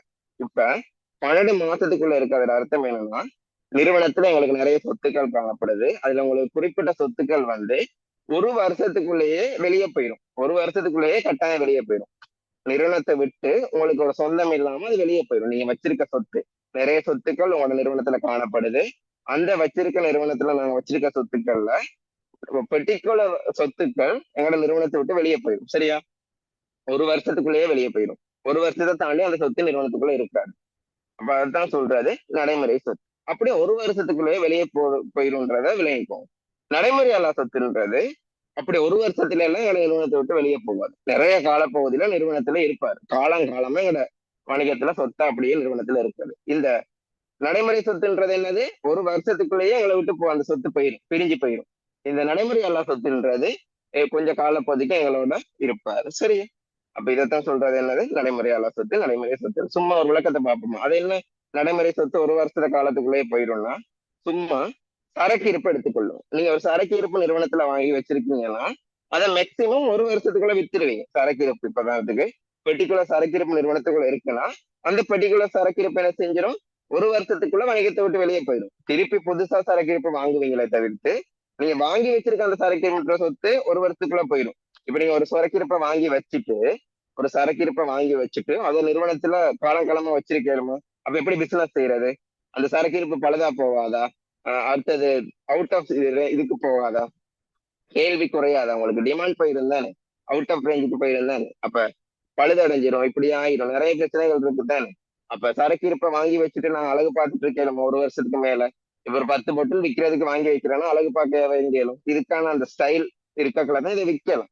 இதெல்லாம் கலர் எல்லாம் மங்கும் போது தான் விற்கலாம். இல்லாட்டி கொஞ்சம் கொஞ்சம் போக போக யூஸ் பண்ணாட்டியுமே கலர் எல்லாம் மங்கிடும். அப்ப நான் வாங்கி வச்சிருக்க அந்த சாமானம், எந்த சாமானம் அந்தந்த வணிகத்துக்கு பொருத்தமானையும் எந்த சாமானம் அந்த சரக்கு இருப்புன்ற சாமானம் என்ன செய்யணும்னா ஒரு வருஷத்துக்குள்ள விற்கணும். அப்ப வாங்கி வச்சிருக்க சாமானம் 1 இயருக்குள்ள வித்துரும். அப்ப சரக்கு இருப்பு என்பது வணிகத்தை விட்டு ஒரு வருஷத்துல பிரிஞ்சு போயிடுவார். ஒரு 1 இயர் தான் நம்மளோட இருப்பார் அப்படின்னு வச்சுக்கோங்க. நம்மளோட 1 இயர் இருக்கவங்க எல்லாம் எந்த பவுல்ல போடுறோம்? நடைமுறை சொத்துன்ற பவுல்ல போடுறோம். அப்ப சரக்கு இருப்பு என்பது இப்ப நடைமுறை சொத்துன்ற பவுல்ல வராரு. அப்ப சரக்கு இருப்பு என்பது என்ன? நடைமுறை சொத்து. சொத்துக்களை நாங்க என்ன செய்யறோம்? 2ஆ பிரிக்கிறோம். நடைமுறை சொத்து, நடைமுறை அல்லா சொத்து. நடைமுறை சொத்துனா என்ன? நிறைய சொத்துக்கள் நம்ம நிறுவனத்துல காணப்படுற இப்படி வைப்போமே, வணிகத்துல இப்ப எங்க வீட்டுல நிறைய சொந்தங்கள் காணப்படுது.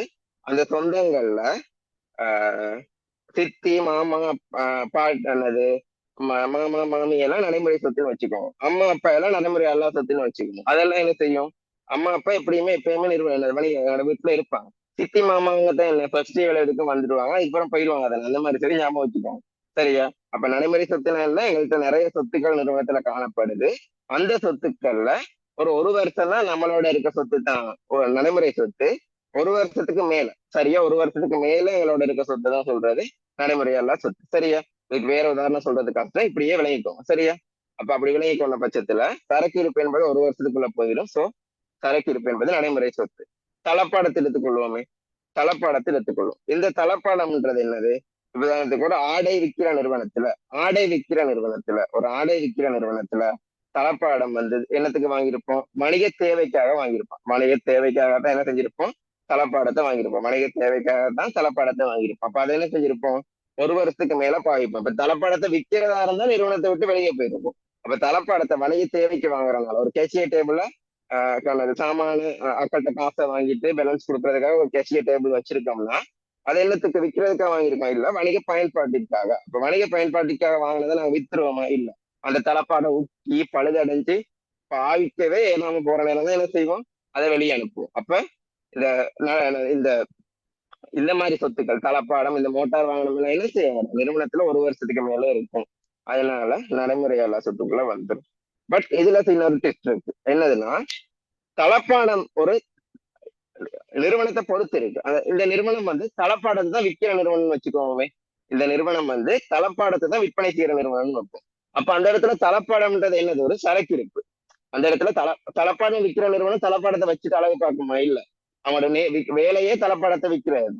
அப்ப அந்த தருணத்துல தளப்பாடம் ஒரு நடைமுறை சொத்தா வந்துடும். ஏன் நான் தளப்பாடத்தை நடைமுறையெல்லாம் சொத்து நோமலா உதாரணம் பொதுவா சொல்லக்குள்ள சொல்றேன்னா, இந்த தளப்பாடம் மோட்டார் வாகனங்கள் அதுகளை தான் நாங்க நடைமுறையாள சொத்தை கூட கருதுறது கணக்குகளை வர. அதுக்காக தான் விளக்கத்துக்கு சொல்றேனே தவிர்த்து நீங்க விலகிக் கொள்ள வேண்டிய விஷயம் என்னன்னா, வணிகத்தின பயன்பாட்டுக்காக நாங்க வாங்கி வச்சிருப்போம், அதெல்லாம் ஒரு வருஷத்துக்கு மேல வச்சிருப்போம், அதனால அது நடைமுறையாள சொத்துக்குள்ள வரும். அப்போ ஒரு ஆடை நிறுவனம்னா ஆடை நிறுவனத்துல தளப்பாடம்ன்றது விற்கிறதுக்காக வாங்கி வச்சிருப்போம் இல்ல, அப்ப வணிக பயன்பாட்டுக்காக தான் அது இருக்கு. சோ தளப்பாடத்தை நடைமுறையாள சொத்துல போடணும். அப்ப இதே தளப்பாடம் விற்கிற நிறுவனத்துல தளப்பாடத்தை வச்சு அழகு பார்க்க வாங்கி வச்சிருப்போம் இல்ல, வித்துருவோம். அப்ப அந்த தருணத்துல மட்டும்தான் தளப்பாடம்ன்றது என்னது ஒரு நடைமுறை சொத்தா வரும். சரியா? இப்ப கடன் பட்டவர் எடுப்போம். கடன் பட்டவரா நாங்க ஒரு சொத்தா கருதணும். அவர் எனக்கு காசு தரும் வரைக்குமே, கடன் பட்டவர்ன்றவர் எனக்கு காசு தர வரைக்குமே என்னது ஒரு சொத்து. கடன் பட்டவர்ன்றவர் எனக்கு ஒரு காசு தர வரைக்குமே என்னது சொத்து தான். அப்ப அந்த கடன் பட்டவர் எனக்கு 2-3 வருஷமா பெண்டிங் வச்சுட்டு இருப்பாரா, நான் அப்படி விட்டுட்டு இருப்பேன். அப்ப நான் இப்படி வணிகத்தை நடத்துறேன்னா, கடனுக்கு நான் சாமான வித்துட்டு அவர் எனக்கு பிறகு காசை தந்தா தான் நான் வணிகத்தை நடத்த முடியும். இல்லாட்டி நான் அவருக்கு என்ன செய்ய மாட்டேன், சாமான கொடுக்க மாட்டேன், திருப்பி இனிமே சாமான கொடுக்க மாட்டேன். அப்ப கடன் பட்டவர் எனக்கு ஒரு வருஷத்துக்குள்ள எப்படியுமே காசு தருவாரு. அப்ப கடன் பட்டவர் ஒரு வருஷத்துக்குள்ள காசு தந்தா நாங்க கடன் பட்டவர் தர இருந்தா தானே சொத்தா பழுதி வச்சிருப்போம், தந்துட்டாருன்னா அந்த சொத்து இல்லாம போயிருந்தானே. அப்ப ஒரு வருஷத்துக்குள்ள கடன் பட்டவரும் காசு தந்துருவார், ஒரு வருஷத்துக்குள்ள அந்த சொத்தை என்ன செய்யறோம் இல்லாம போயிடும். அப்ப கடன் பட்டவர் வந்து ஒரு நடைமுறை சொத்து. காசு ஒரு நடைமுறை சொத்து. காசை யோசிச்சு பாருங்க, ஒரு குறிப்பிட்ட காசு நிறுவனத்துல இருக்குன்னா அந்த காசு வெளியே போகும், திருப்பி விற்பனை செய்யும் போது காசு வரும், அந்த காசை திருப்பி கொள்வனவுக்கு செலுத்துவேன், செலவுக்கு செலுத்துவேன். அப்படி என்ன செய்யும், காசு ஒரு வருஷத்துக்குள்ளேயே பல தடவை வெளியே போயிடும். சரியா? வெளியே போகும், உள்ளுக்கு வரும், அப்படி போயிடும். அப்ப ஸ்டேபிளா ஒரு குறிப்பிட்ட காசு நிறுவனத்துல அப்படியே இருக்காது. அப்ப காசும் என்னது நடைமுறை சொத்து. ஒரு வருஷத்துக்கு உள்ளேயே அவர் வெளியே போயிடுவார். அப்ப காசு நடைமுறை சொத்து. மோட்டார் வாகனம் ஒரு ஆடை நிறுவனத்துல, ஆடைகள் விற்கிற நிறுவனமோ இல்லாட்டி புத்தகங்கள் விற்கிற நிறுவனத்துல மோட்டார் வாகனத்தை விற்கிறதுக்காக வாங்கி வச்சிருப்போம் இல்ல, டெலிவரி செய்யறதுக்காகவோ இல்லாட்டி எதுவும் சாமான் எடுத்துட்டு வர்றதுக்காகவோ வாங்கி வச்சிருப்போம். அப்ப வணிக பயன்பாட்டுக்காக வச்சிருக்க மோட்டார் வாகனத்தை நாங்க ஒரு வருஷத்துக்குள்ள விற்க மாட்டோம். அதை எந்த அளவுக்கு பாவிக்க முடியுதோ அந்த அளவுக்கு பாவிச்சுட்டு தான் என்ன செய்வோம், அந்த மோட்டார் வாகனத்தை விற்பனை செய்வோம். அப்ப மோட்டார் வாகனத்தை அந்த அகற்றுவோம், அப்ப இல்லாம ஆக்குவோம். அப்ப மோட்டார் வாகனத்தை என்ன செய்ய மாட்டோம், வெளியே போவாது, ஒரு வருஷத்துக்குள்ள எல்லாம் போவாது. எங்கட வணிகத்தின்ற தேவைக்காக, ஒரு வணிகத்திட பர்பஸுக்காக வணிக தேவைக்காக வச்சிருக்காங்க நாங்க மோட்டார் வாங்கணுன்றது ஒரு வருஷத்துக்குள்ள போகுமா இல்ல, அதை எங்களோட தேவைக்கு வச்சிருக்கோம், நாங்க கவனமா பாவிச்சு ஒரு காலப்பகுதிக்கு வச்சிருப்போம். அப்ப மோட்டார் வாங்கணுன்றது ஒரு வருஷத்துக்கு மேல எங்களோட வணிகத்துல இருப்பாரு. அப்ப மோட்டார் வாகனம் நடைமுறை எல்லா சொத்து. அப்ப சப்போஸ் மோட்டார் வாகனம் எந்த இடத்துல ஒரு நடைமுறை சொத்துன்ற கண்டிஷனுக்கு வரும், மோட்டார் வாகனத்தை விற்கிற வணிகமா இருந்தா, பைக்கை விற்கிற வணிகமா இருந்தா அது என்னது, அவனுக்கு அதை விற்கிறதுக்காக தான் வச்சிருப்பான். அப்ப ஒரு வருஷத்துக்குள்ளேயே மோட்டார் வாகனத்தை வித்திருப்பான். இப்ப அந்த கண்டிஷன்ல தான் மோட்டார் வாகன நடைமுறை சொத்தை வருமே தவிர்த்து, மோட்டார் வாகனத்தை விற்கிற நிறுவனத்தை தவிர்த்து ஏனைய அனைத்து நிறுவனங்களும் ஏனைய அனைத்து நிறுவனங்களுக்கும் மோட்டார் வாகனம் என்பது என்னது நடைமுறை அல்லா சொத்து. அதே மாதிரிதான் தளப்பாடம் விற்கிற நிறுவனத்தை தவிர்த்து ஏனைய அனைத்து நிறுவனங்களுக்கும் தளப்பாடம் என்பது நடைமுறை அல்லா சொத்து. தளப்பாடம் விற்கிற நிறுவனத்துக்கு மட்டும்தான் தளப்பாடம் என்பது என்ன ஒரு நடைமுறை சொத்து. அடுத்தது என்ன, இந்த காணி, அதுவும் என்னது நாங்க ஒரு வருஷத்துக்கு மேல வச்சிருப்போம், நடைமுறை அல்லா சொத்து. அலுவலக உபகரணம் ஒரு வருஷத்துக்கு மேல வச்சிருப்போம், நடைமுறை அல்லா சொத்து. அடுத்தது முற்பண செலவு. முற்பண செலவை நாங்க என்னவா கருதுறோம், ஒரு சொத்தா கருதுறோம். முற்பண செலவை ஒரு சொத்தா கருதுறோம். முற்பண செலவுன்றது என்னவா கருதுறோம், ஒரு சொத்தா கருதுறோம். அவங்களுக்கே தெரியும் முற்பண செலவுனா என்ன? அடுத்த மாசம் வரப்போற செலவை முன்கூட்டியே செலுத்தி வைக்கிறது தான் முற்பண செலவு. அதை நாங்க ஒரு சொத்தா கருதுறோம். அந்த முற்பண செலவுன்ற சொத்து அடுத்த மாசம் அந்த செலவு வந்த பிறகு நாங்க அதை முன்கூட்டியே செலுத்தி வச்சது என்ன செய்யறோம்? இல்லாம போயிடும், பாவிக்கப்பட்டிருந்தானே. இப்ப நாங்க அடுத்த மாசம் வர செலவை இப்பவே செலுத்தி வைக்கிறது தான் முற்பண செலவு.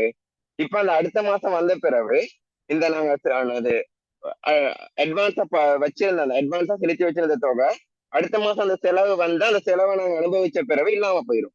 அப்ப அந்த குறித்த செலவு அந்த வருஷத்துக்குள்ளேயே இப்படியும் வந்துடும். நாங்க அட்வான்ஸா செலுத்தி வச்ச அந்த செலவு வந்து அந்த வருஷத்துக்குள்ள என்ன செஞ்சிடும், வந்துடும். அப்ப அதனால முற்பண செலவும் ஒரு நடைமுறை சொத்து. முற்பண செலவு முற்பண செலவுன்னு உங்களுக்கு என்னன்னு தெரியும்?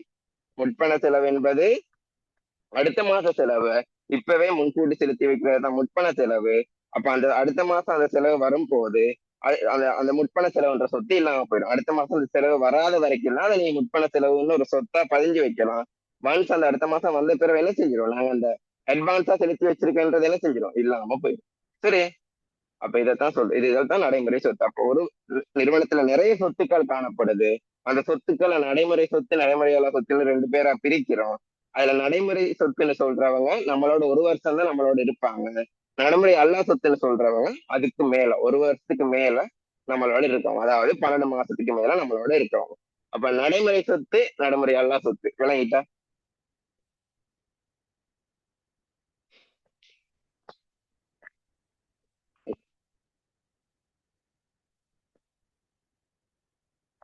மத்தவங்களுக்கு விளங்கலையா? இல்லாட்டி ஹேண்ட் ரைஸ் பண்ண பஞ்சுதானமா?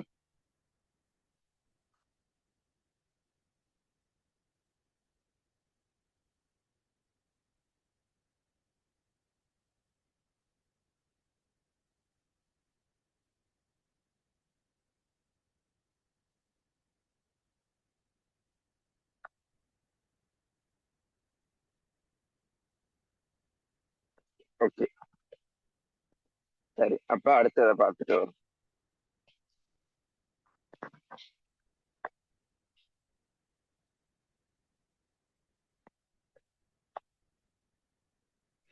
பொறுப்புகள். பொறுப்புகள் பொறுப்புகள் நிறைய நிறுவனத்துல காணப்படுது. உங்களுக்கு தெரியும், வங்கி கடன் ஒரு பொறுப்பு. கடனுக்கு சாமான தர வர்ற பேர் தான் கடன் கொடுத்த. அந்த கடன் கொடுத்தவர் எனக்கு ஒரு பொறுப்பு. சாமான விற்க முதவே நான் காசை வாங்கினேன்னா அதை சொல்றது முற்பண வருமானம். இது எனக்கு ஒரு பொறுப்பு. இப்ப உங்களுக்கு சொல்லி தந்ததுல இதுதான் உங்களுக்கு தெரிஞ்ச பொறுப்புகள். இந்த மாதிரி பொறுப்புகள் காணப்படுது. இதை என்ன நடைமுறை பொறுப்பு நடைமுறை அல்லா பொறுப்புன்னு இதையும் நாங்க நடைமுறை பொறுப்பு நடைமுறை அல்லா பொறுப்புன்னு பிரிப்போம். நடைமுறை அல்லா பொறுப்புன்னு பிரிப்போம்.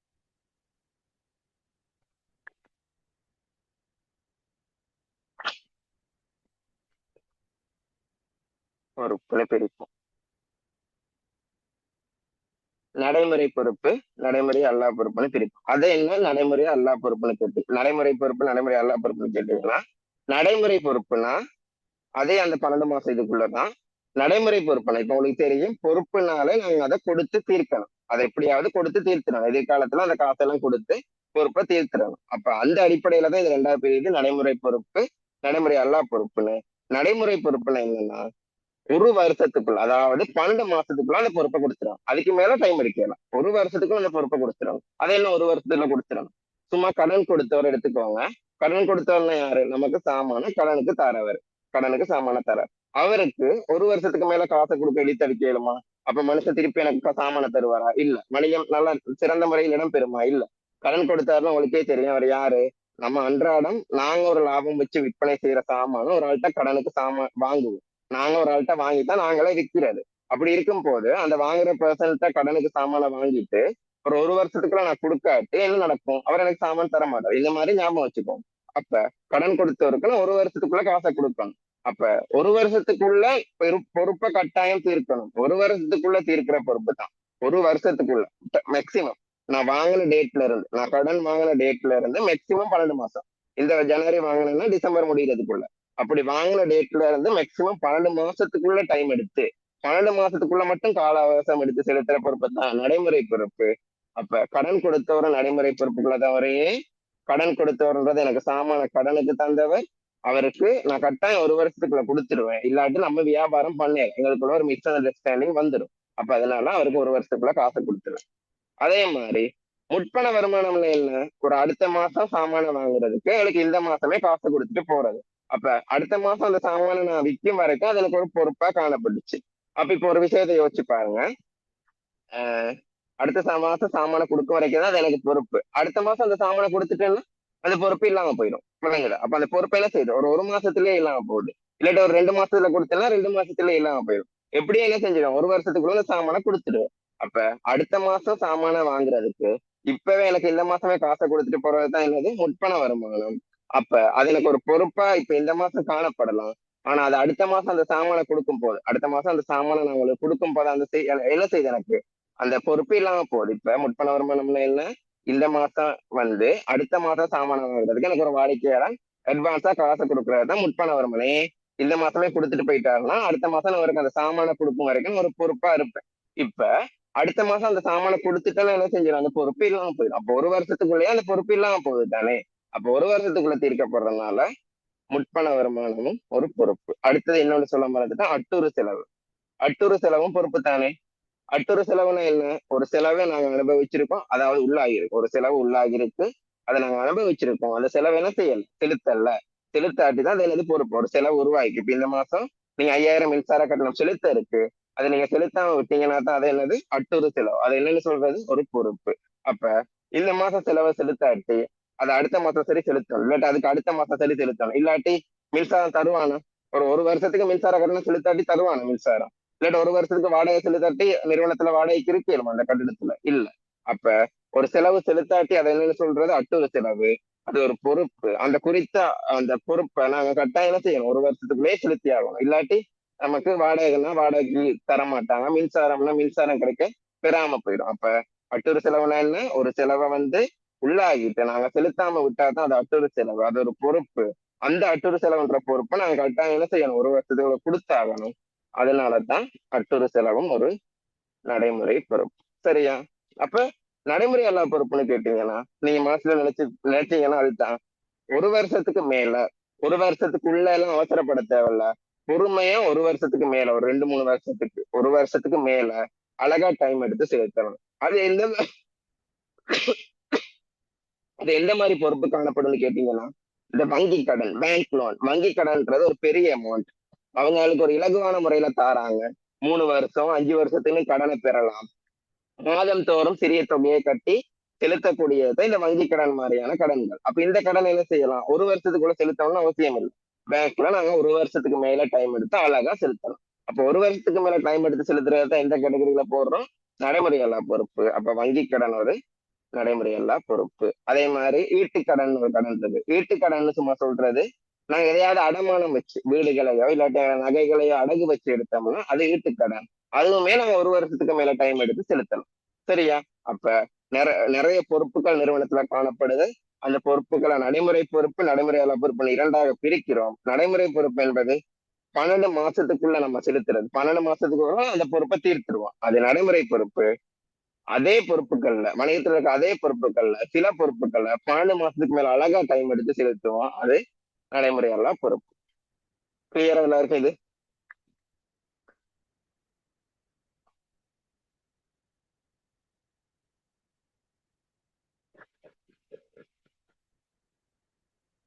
ஓகே. அப்ப இப்ப நீங்க என்ன செய்ய போறீங்கன்னா, ஆறாவது கணக்கு, ஆறாவது கணக்கு, ஆறாவது கணக்குன்னு நினைக்கிறேன். எஸ், ஆறாவது கணக்க அந்த வகையில பதிய போறீங்க. ஆறாவது கணக்கு இப்ப உங்களுக்கு சுருக்கி போட்டு காட்டுறேன். சொத்தையே ரெண்டா பிரிச்சு நடைமுறை அல்லா சொத்து, நடைமுறை சொத்துன்னு இப்ப சமன்பாடு உங்களுக்கு இருக்கு. இப்படித்தான் சமன்பாடு இருக்கும். சமன் உரிமையாண்மை, உரிமை, பொறுப்பையே ரெண்டா பிரிச்சு நடைமுறை அல்லா பொறுப்பு, நடைமுறை பொறுப்புன்னு இருக்கும். இப்ப இதுல நீங்க சரியா இப்ப கொடுக்கல் வாங்கல்களை பதியணும். எப்படின்னா, இப்ப உதாரணத்துக்கு உரிமையாளர் இதெல்லாம் 5வது கேள்வியை பார்ப்போமே. அஞ்சாவது கேள்வி பார்ப்போம். உரிமையாளர் 4,50,000 காசினையும் 6 லட்சம் மோட்டார் வாகனத்தை ஈடுபடுத்தினார் தானே. அப்ப முதல்ல 4,50,000 காசு ஈடுபடுத்தினதுக்கு பதிவு பார்ப்போம். காசுன்றது என்ன சொத்துன்னு பார்த்தோம், நடைமுறை சொத்துன்னு பார்ப்போம். அப்ப இந்த இடத்துல நடைமுறை அல்லா சொத்துல கூடுமா நடைமுறை சொத்துல கூடுமான்னு கேட்டா காசு என்பது என்ன நடைமுறை சொத்து, அதனால நடைமுறை சொத்துல கூடும். இது ஒரு மூலதனம்னால உரிமையில 450 கூடும். மத்தது என்ன ஈடுபடுத்தி இருக்காரு? 6 லட்சம் மோட்டார் வாங்கணும். மோட்டார் வாகனம் என்பது என்ன சொத்து? நடைமுறை அல்லா சொத்து. அப்ப மோட்டார் வாகனம் ஈடுபடுத்துறதுக்கு எதுல கூடும்? இதுல கூடும். 6,50,000 மோட்டார் வாகனத்துல கூடும். மோட்டார் வாகனம் என்பது நடைமுறை அல்லா சொத்து, அதனால நடைமுறை அல்லா சொத்துல 650 கூடும். அது மூலதனம்னால இப்படியும் உரிமை 650 கூடும். அப்ப இப்படித்தான் வரும். அதே மாதிரிதான் ஆஹ் ஒரு 5 லட்சம் ரூபாய்க்கு சாமான கொள்வனவு செய்யும் போது, காசுக்கு கொள்வனவு செய்யும் போது சரக்கிருப்பு நிறுவனத்துக்குள்ள வருது. சரக்கிருப்பு என்பது என்ன சொத்து? நடைமுறை சொத்து. அப்ப நடைமுறை சொத்துல தான் 5 லட்சம் கூடும். சரக்கிருப்புக்கு இப்ப காசை கொடுத்தோம்னா காசு வெளியே போகுது. காசு என்ன சொத்து? நடைமுறை சொத்து தான். அப்ப அதனால நடைமுறை சொத்துல இது குறையும். இப்ப ஒரு தளப்பாடம் மட்டும் காசுக்கு கொள்வனவு செஞ்சிருக்கணும் வைப்போமே. ஒரு தளப்பாடத்தை காசுக்கு கொள்வனவு செஞ்சிருக்கணும் வைப்போம். தளப்பாடம் நிறுவனத்துக்குள்ள வருது. தளப்பாடம் என்பது என்ன சொத்து? நடைமுறையல்லா சொத்து. அப்ப தளப்பாட நிறுவனத்துக்குள்ள வரனால நடைமுறையல்லா சொத்துல கூடும். இப்ப 5 லட்சம் ரூபாய்க்கு தளப்பாடம் கொள்வனவு செஞ்சிருக்கோம்னா நடைமுறையல்லா சொத்துல கூடும். ஆனா அந்த தளப்பாடத்துக்கு கொடுத்த காசு வெளியே போகுது தானே. ஆனா அந்த காசு என்ன சொத்து? நடைமுறை சொத்து. அதனால நடைமுறை சொத்துல ஒரு 500 குறையும். விளங்குதா? இப்படி சொத்துக்களை ரெண்டா பிரிச்சு உங்களுக்கு இப்ப சொத்து சமன் உரிமை சக பொறுப்புல பதிய தெரியும். அதுல இப்ப சொத்தை 2 கேட்டகரியா பிரிச்சிருக்கோம், பொறுப்பு 2 கேட்டகரியா பிரிச்சிருக்கோம். அப்ப எந்த பொறுப்பு எந்த சொத்துல அந்த கொடுக்கல் வாங்கல எஃபெக்ட் ஆகுமோ அதுல சரியா பதிஞ்சீங்கன்னா சரி. எல்லாம் பதிவீங்களா? அனலைஸ் பண்ணுங்க பாப்போம், பதிய முடியுமான்னு.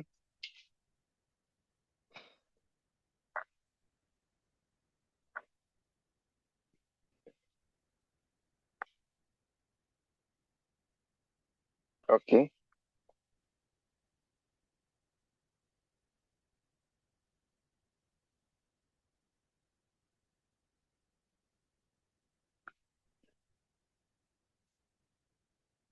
சரி. எல்லாம் சும்மா பதிய ஸ்டார்ட் பண்ணுங்க பாப்போம். முடியும் வரைக்கும் ஒரு 13 மினிட்ஸ் இருக்கு. அந்த 13 மினிட்ஸ் தாரேன், அதுக்குள்ள பதிங்க. அதுக்குள்ள டவுட்ஸ் எதுவும் வந்தா கேளுங்க பாப்போம். பதிய ஸ்டார்ட் பண்ணுங்களேன். எனி டவுட்ஸ் வந்தா கேளுங்க, நான் உங்களுக்காக இருக்கேன். எக்ஸ்பிளைன் பண்றதை அடுத்த கிளாஸ் பார்ப்போம். அப்படியே போறது இல்லை, இப்ப நான் இருப்பேன் இதுல. எல்லாம் இருந்து செய்யுங்க பார்ப்போம். எல்லாம் கிளாஸ் மஸ்ட் வாங்க. இன்றைக்கும் குறைவா தான் இருக்கு, பட் நிறைய பேர் இன்ஃபார்ம் பண்ணியிருந்தாங்க. இதுதான் ரீசன், இதுதான் ரீசன். பட் எனிவே கிளாஸை கட் பண்ணாதீங்க. நான் உங்களுக்கு எப்படி சொல்லித்தாரேன்னு தெரியுது. இத்தனை பேர் இருந்தும் உங்களுக்கு ஒரு இண்டிவிஜுவல் அட்டென்ஷனோட சொல்லித்தாரேன்னா அதை யூஸ் பண்ணிக்கோங்க. இத்தனை பேர் இருக்கீங்க, ஆனா அவ்வளவு பேரும் கிட்டத்தட்ட இண்டிவிஜுவல் அட்டென்ஷனோட தான் இருக்கீங்க. மெசேஜ் போட்டா திருப்பி பே பண்றேன். அப்ப ஒரு டேக்கு ஃபீஸ் பண்ணி படிக்கிற இண்டிவிஜுவல் கிளாஸ் மாதிரி தான் படிச்சுட்டு இருக்கீங்க. மாசத்துக்கு பே பண்ணி அப்ப அந்த இதை யூஸ் பண்ணிக்கோங்க.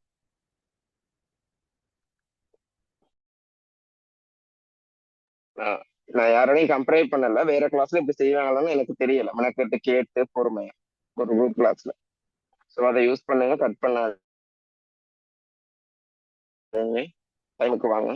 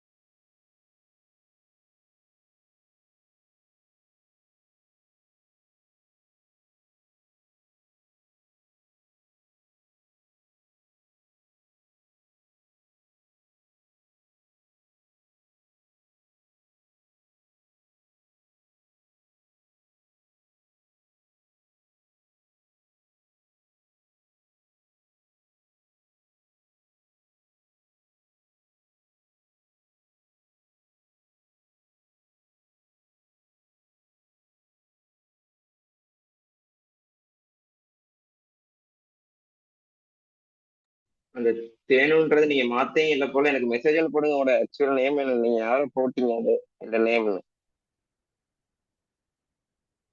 தேனுன்றவங்க மெசேஜ் போட்டு விடுங்க உங்க நேம் போட்டுங்க எனக்கு கண்டிக்கு மறந்துட்டு திவாகர்னு மாத்துங்க சரிங்க சரி சரி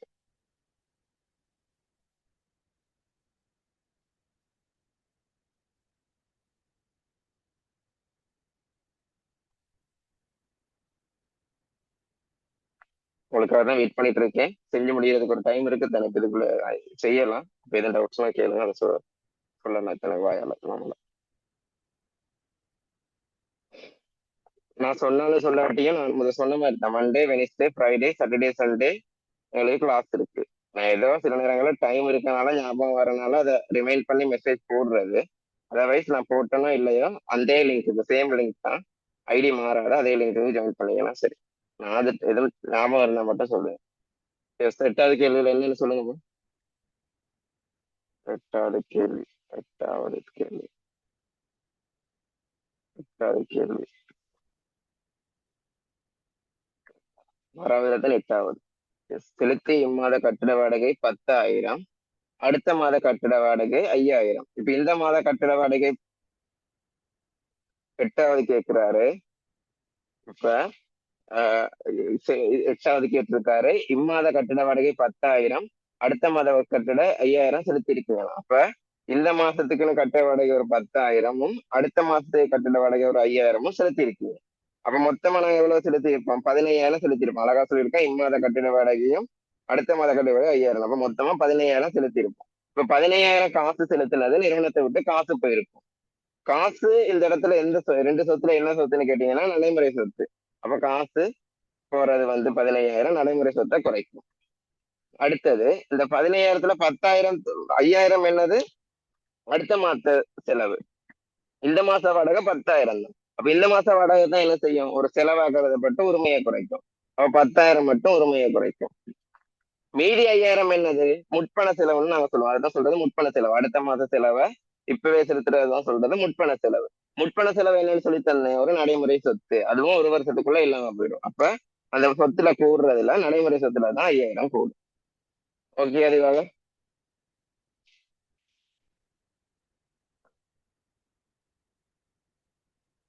ஓகே சந்தோஷம் நீங்க இந்த அளவு ஸ்பீடா செய்யறதே பெரிய விஷயம் எட்டாவது கேட்டிருப்பீங்கன்னா எட்டாவது வாரீங்க தானே அது போ கொஞ்சம் எனக்கு ஒரு சப்போர்ட் பண்ணீங்களா இருந்தா நான் முடிச்சிருவேன் ஏன்னா உங்களுக்கே தெரியும் நான் எவ்வளவு என்னது அழகா சொல்லித்தரேன் உங்களுக்கு டவுட் எல்லாம் கேட்டு கேட்டு அப்ப அதனால கொஞ்சம் டைம் எடுக்க தான் செய்யும் அதனால இதுகளில் தான் கவர் பண்ண முடியும் உங்களுக்கு நான் கொடுக்குற டைம்ல கணக்கு செய்ய கொடுக்குற டைம்ல இப்ப என்ன படிப்பிக்கிற ஸ்பீட் பண்ண இல்லை அதாவது விளங்காமையே போயிடும் கடைசியில